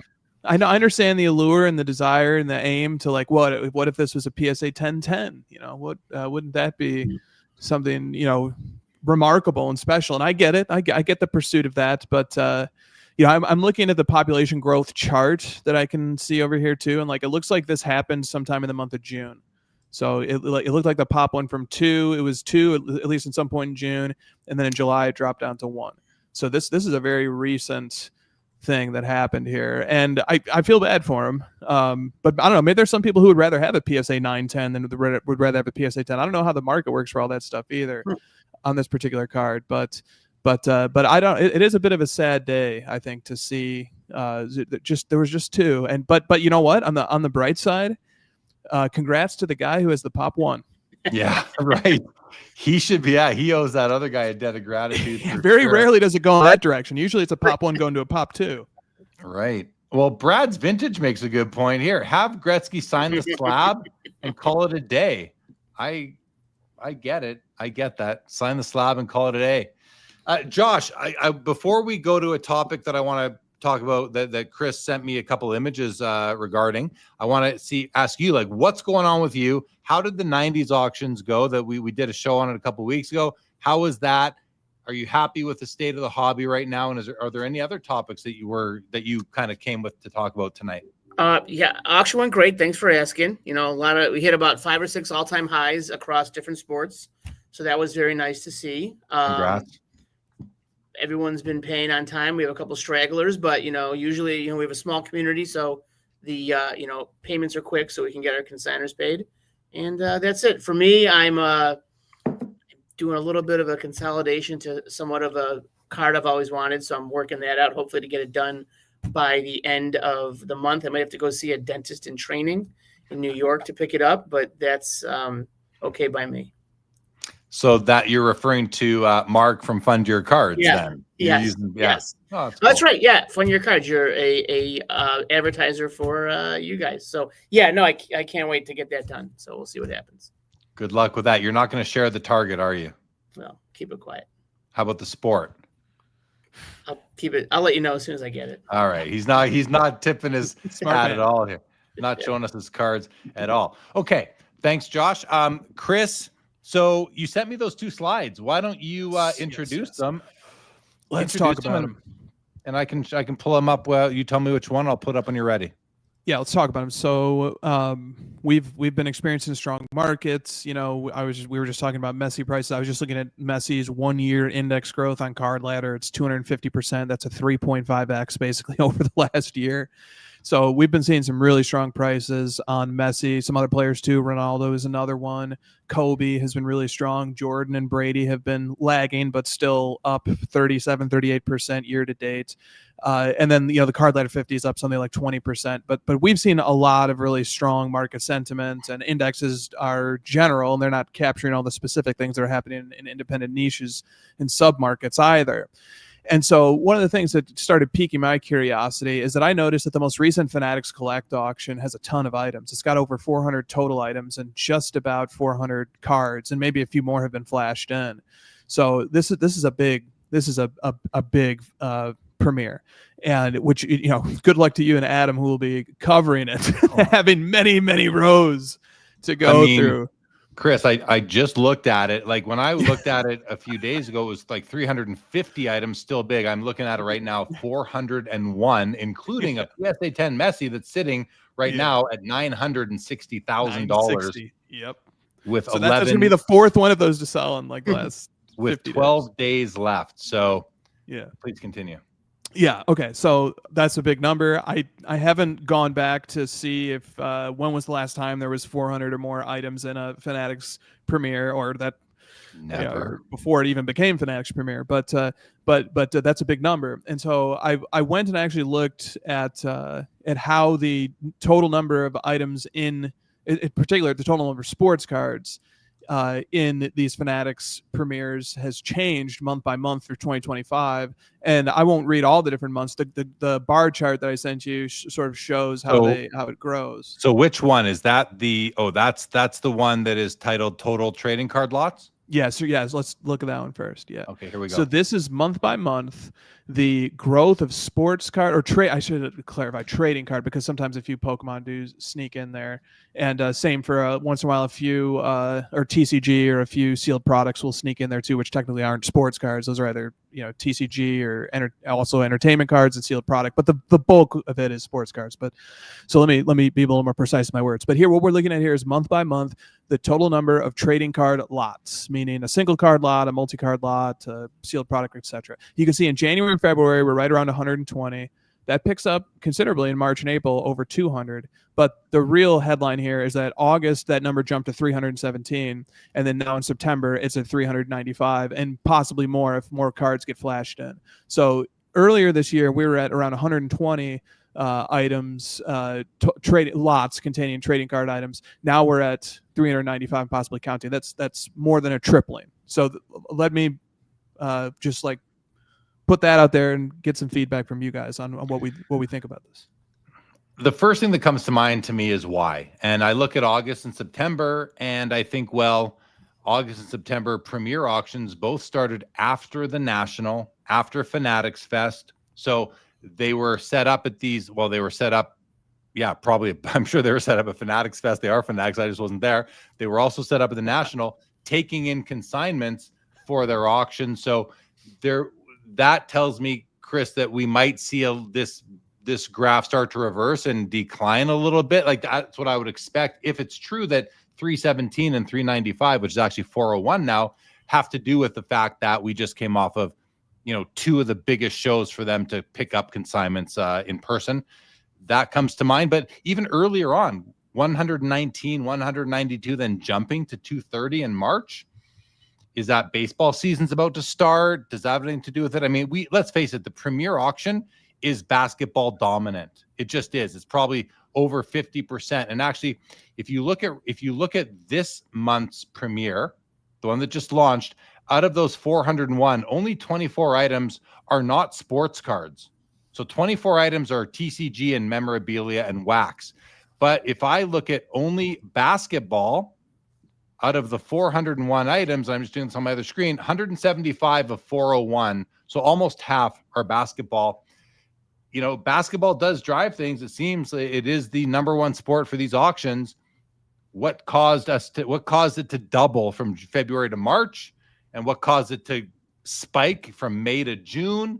And then again, the only one I feel like I can explain is that July to August. Maybe the May to June. I know that they were set up at the Expo in Toronto, which was the very end of April, and they probably didn't have time maybe to turn those around for the May show, but they would have for the May auction, but they would have for the June auction. Was that 100 items? I don't know. I know I had a few items that went, well, not into the premiere, into the weekly, but so those are my thoughts, Chris. I don't know. Josh, what do you think about this graph? I don't know. There's always a bump after the National, I know, in August, but I don't know what to make about September. I mean, everything's on fire, so maybe people just want to cash out and take some money. So to Josh's point there, and to yours, Jeremy, I think like the structural explanation that you're giving is a good one, that they're setting up at shows. That's definitely going to bring in more, that's going to recruit more supply. But put the other graph on the screen if you wouldn't mind, please. Yeah, and just on that comment, like I'm just kind of wrong one. I'm just kind of like guessing. I don't know that I actually believe that to be the case or that it is, but So I put this together at the suggestion of Mookie Chilson, who had a really smart comments when I was showing the other graph, and he sort of said, "Well, can we get a control here? Basically, can we look at what this looked like in 2024?" And so here are the same 9 months for 2024 Fanatics Premier, and so you can see that it started at 115 and it just hovered around 100 for almost the whole year. So this 2025 is quite different from 2024. My preferred explanation is that the bull market has been ramping up all year, and that as prices have gotten so high that collectors are being advised and just making decisions on their own to sell cards, sell into a strong market, take profits that they've made as these items that they own have rapidly appreciated. And that's my preferred explanation. But I have had somebody give me a counter to that. A friend of mine said, but you know what also might be happening is that a lot of deals that were taking place privately, because prices have gotten so strong, a lot of these private deal making situations have hit stalemates where sellers want a lot, it's a strong market, buyers aren't quite ready to meet them there. And so sellers who normally would be transacting privately are now just sending stuff to auction. So we're not actually seeing necessarily more cards selling. We're just seeing the venue through which they sell change. So they're no longer making these deals at shows and through private negotiations, but instead they're like, okay, you don't want to pay the market price. Let's see what the market price really is. Send it to auction. yeah, we see that a lot, right? We see the same cards on different platforms all the time, I find, and you never really know why, what's driving it, especially when they tend to do, he just bought you said this exact card, you check Card Ladder, this exact card was just sold for $100,000 on Golden. Now they're selling it on Fanatics Collect 3 months later, and it sells for 80 grand or 40 grand or vice versa. Whichever way that goes, we do see that quite a bit. So yeah, I don't know what's really driving these things. I don't know at all what's driving them, but if I'm just looking at the graph again, and 2024 was a slower year. If I just share it again, because this is the same chart as the next one, right, Chris? As the other one we looked at. Exactly. Yeah. Like it's showing it's the same as this. So this is starts January of 2025, and this one, it's month over month. You're doing the first 9 months of 2024, and look, nothing over 116. It was a slower time, and I think Fanatics was going through a bit of internal changeover and those sorts of things at this time, where maybe they weren't soliciting as hard for more items. But you made one comment there, Chris, that I always kind of come back to when we have these types of discussion. When you said that maybe more and more people are being advised it's a frothy market. Now's the time to get some of your money out of the market. How do you, as a consultant, give that advice to your sellers, but not your buyers? What are you saying to your buyers? Hey, come on, buy from us. It's a terrible time to buy. If you're saying out of one side of your mouth, it's a great time to sell, what you're saying out of the other side of your mouth is it's a terrible time to buy. Yet we see marketing for cards all the time. I do it myself.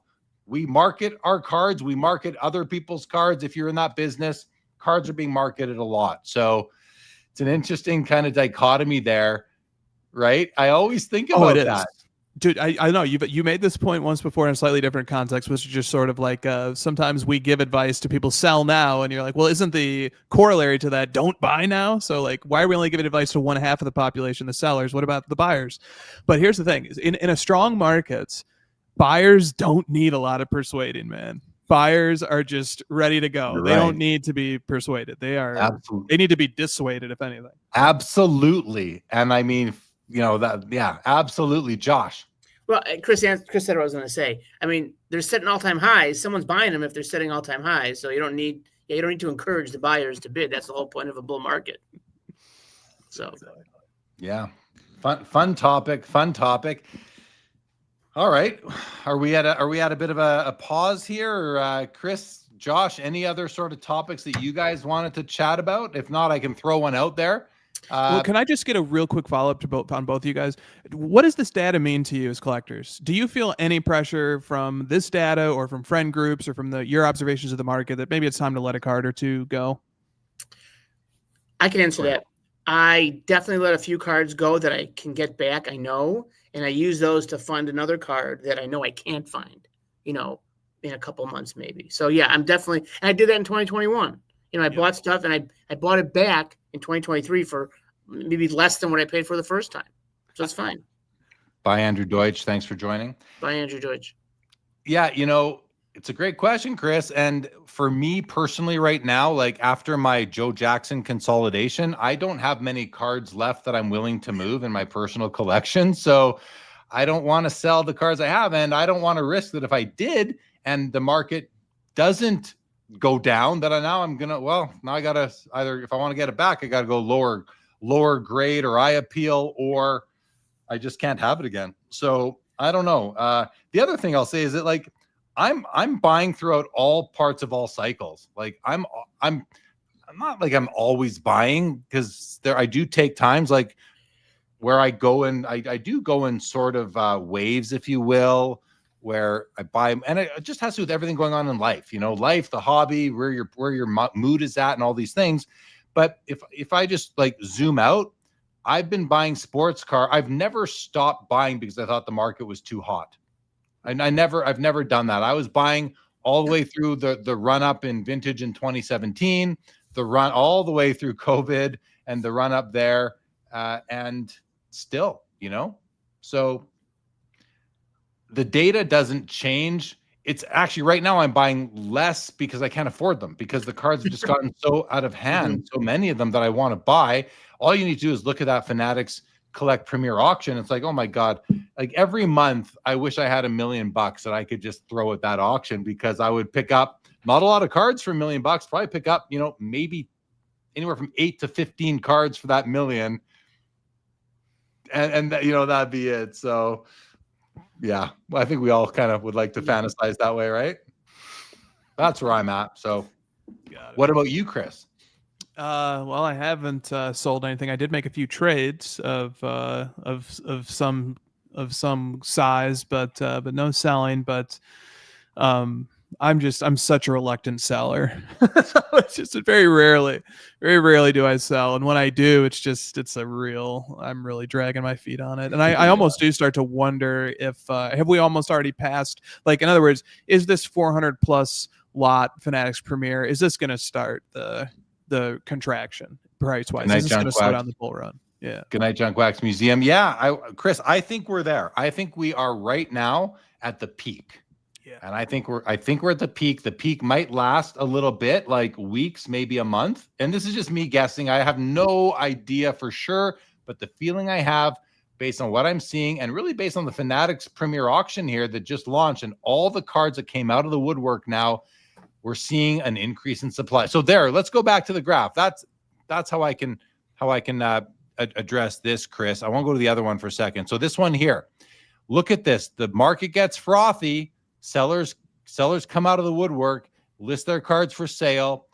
Guys, simple economic supply and demand. Supply goes up, prices come down. It's just how it goes. And with all the frothiness for the past 6 months and all the buyers have been spending so much money, and the collectors, like all the investors have been spending so much money, all the collectors who've been spending so much money to get those cards before the prices got higher, they're now out of the game. They got their copy in a lot of cases. So as these 395 plus items, which is now 401, come to sale, Adam and I will be covering the show 2 Thursdays from now, as we always do. That's a lot of supply and a lot of money that's going to be spent 2 Thursdays from now that won't be available to be spent. Well, I guess the sellers could take their proceeds and buy more cards the next month, and maybe they will, because they maybe get out of the peak. This September Premier auction might be the peak of this particular cycle, just like Andrew Marks here says, March of 2021 again. Yeah, I believe that was the peak. I actually think it was like February, March, Andrew Marks, but you're basically bang on to my memory as well. So I think we might be March 2021 again right now We've seen the big Jordan sales. We've seen these messy sales, which are the Jordan sales of when Golden sold those 2 PSA 10s in the end of January 2021 for $720 each. Then we saw one sell for $840. Ken Golden said he sold 2 more that night privately for $720 as well. I think we're there. And so, yeah, I'm calling it right now. You can put me on record calling it. We are at the peak. In September 2025 is the peak of this current bull run. I hope so. And so what does that mean? It's like I put in on the thumbnail for this episode. We are in this. We are in a bubble. And I think that the bubble is starting to see cracks. So the best part about this is that cards pop up that don't usually pop up, and then they go back in hiding for like years. Because there's a ton of stuff. Like the 97 Sign of the Times Jordan, there's like 3 of them floating around now. I haven't seen one in 20 years. I mean, now they're nuclear. They're out. I can't afford one of them, but yeah, that's the benefit is some of the stuff just comes up that would never come up otherwise. Right, and some of the stuff that comes up, people might not realize just how cool or rare or what they are. So a lot of these cards coming out of the woodwork might get their first taste of some notoriety right now, but next time they come for sale, they could do even better, perhaps. That really 94 rare? Upper Deck Jordan baseball autograph, the oversized one. That one's been floating around like it's a Heritage last year. Then I think there was somewhere else, Golden or something, the year before. It's like, so I don't remember the prices, but that card, when's the last time you saw that card before 2021? Yeah. It's a ghost.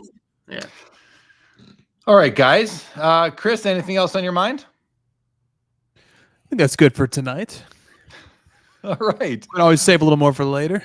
We could. Just so you know, I had one other topic, and I don't know if this was actually meant for you. Maybe this, because I kind of have a template for my show notes, and then I kind of cross out names. And the one under yours is thoughts on a modern card holding the record. That must have been meant for Leighton, though. So maybe I don't have anything for you, unless I never talked to you about that. I do have an opinion on that, which is that although this card did set the record, there are more valuable vintage and pre-war cards that just aren't selling. And if they did print a public price, they would sell for higher. So it does have the most visible, like documented public price, but it's not the most valuable card in the hobby. I was looking through my old posts on Instagram the other day, and I made a post when and I forget what record it broke. It must have been when the SGC 9.5 mantle sold for $12.6 million. What was the highest price card before that, Chris or Josh? Do you guys remember what was the record holder before that one? Because my post said something to the effect. Oh, go ahead, Josh. It had to be a Wagner. It had to be that Wagner in a 4, I think. SGC 2. There you go. Wagner. Okay. Wagner. Then, $5 million.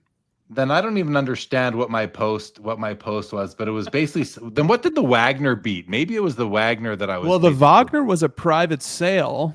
Okay, that was publicly reported by Golden in August of 2022. The item before that was an REA auction of a 1914 Baltimore News Babe Ruth SGC 3. $7.2 million for that. Yeah, maybe it was that. Maybe it was breaking the Baltimore, because that's the checklist card, the big ugly kind of one color red thing, right? Yeah. I think that's just a hideous looking. Hold on, blasphemy. That card's awesome. It's ugly. What are you talking about? It's great. It's got the like weird like sepia kind of print. There's a blue version. There's a red version. It's awesome. It's Babe Ruth's first card. It's ugly. Hideous. Blasphemy. Hideous. Ugly is being generous. Erroneous. Ugly is generous. My comment was something like I don't even remember what I said, but something was restored. We're back to where we needed to be when I think I said when the mantle. But it may basically, my point is that the time once this dual logo man record is broken, I think a lot of us will feel like normalcy has been restored. Nothing against a modern card holding the record. I think it's cool. I have nothing against it, but something just doesn't feel really good to me. Like it just feels different. It feels different that that's the card holding the record versus a 52 Topps mantle or a T206 Wagner, where we're like, yeah. But anyway, either way, I think it's cool. I think it's great for modern cards, and Hey, we're a lot of years past that the T206 Wagner. But yeah, Josh, the Baltimore News, come on. So wrong, and so you're usually so right on so many things, but this one you're just so wrong. Just my opinion, buddy. I know. Just my opinion. Oh, Linda's first says it's late. Jeremy's getting loopy. I do tend to. That does tend to happen when I'm start running on fumes. Well, anyway, guys, hey, this is great. Fun show. Really fun show. I had a great time. I want to obviously thank Joe Poirot for joining us at the top of the show. Greg Miller for putting out a ton of great content on his channel and joining us tonight here for 2 hours. Leighton Sheldon, and of course, Chris and Josh. Always good to have you guys.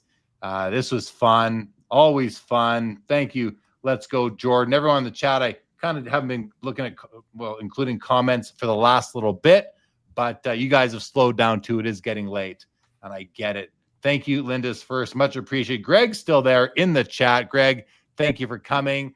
Guys, Midlife cards right here. Here's the t-shirt. You can buy this at Reindeer Studios. That's where I bought 7 of their shirts, including the Midlife shirt, of course. Kinger, good night to you.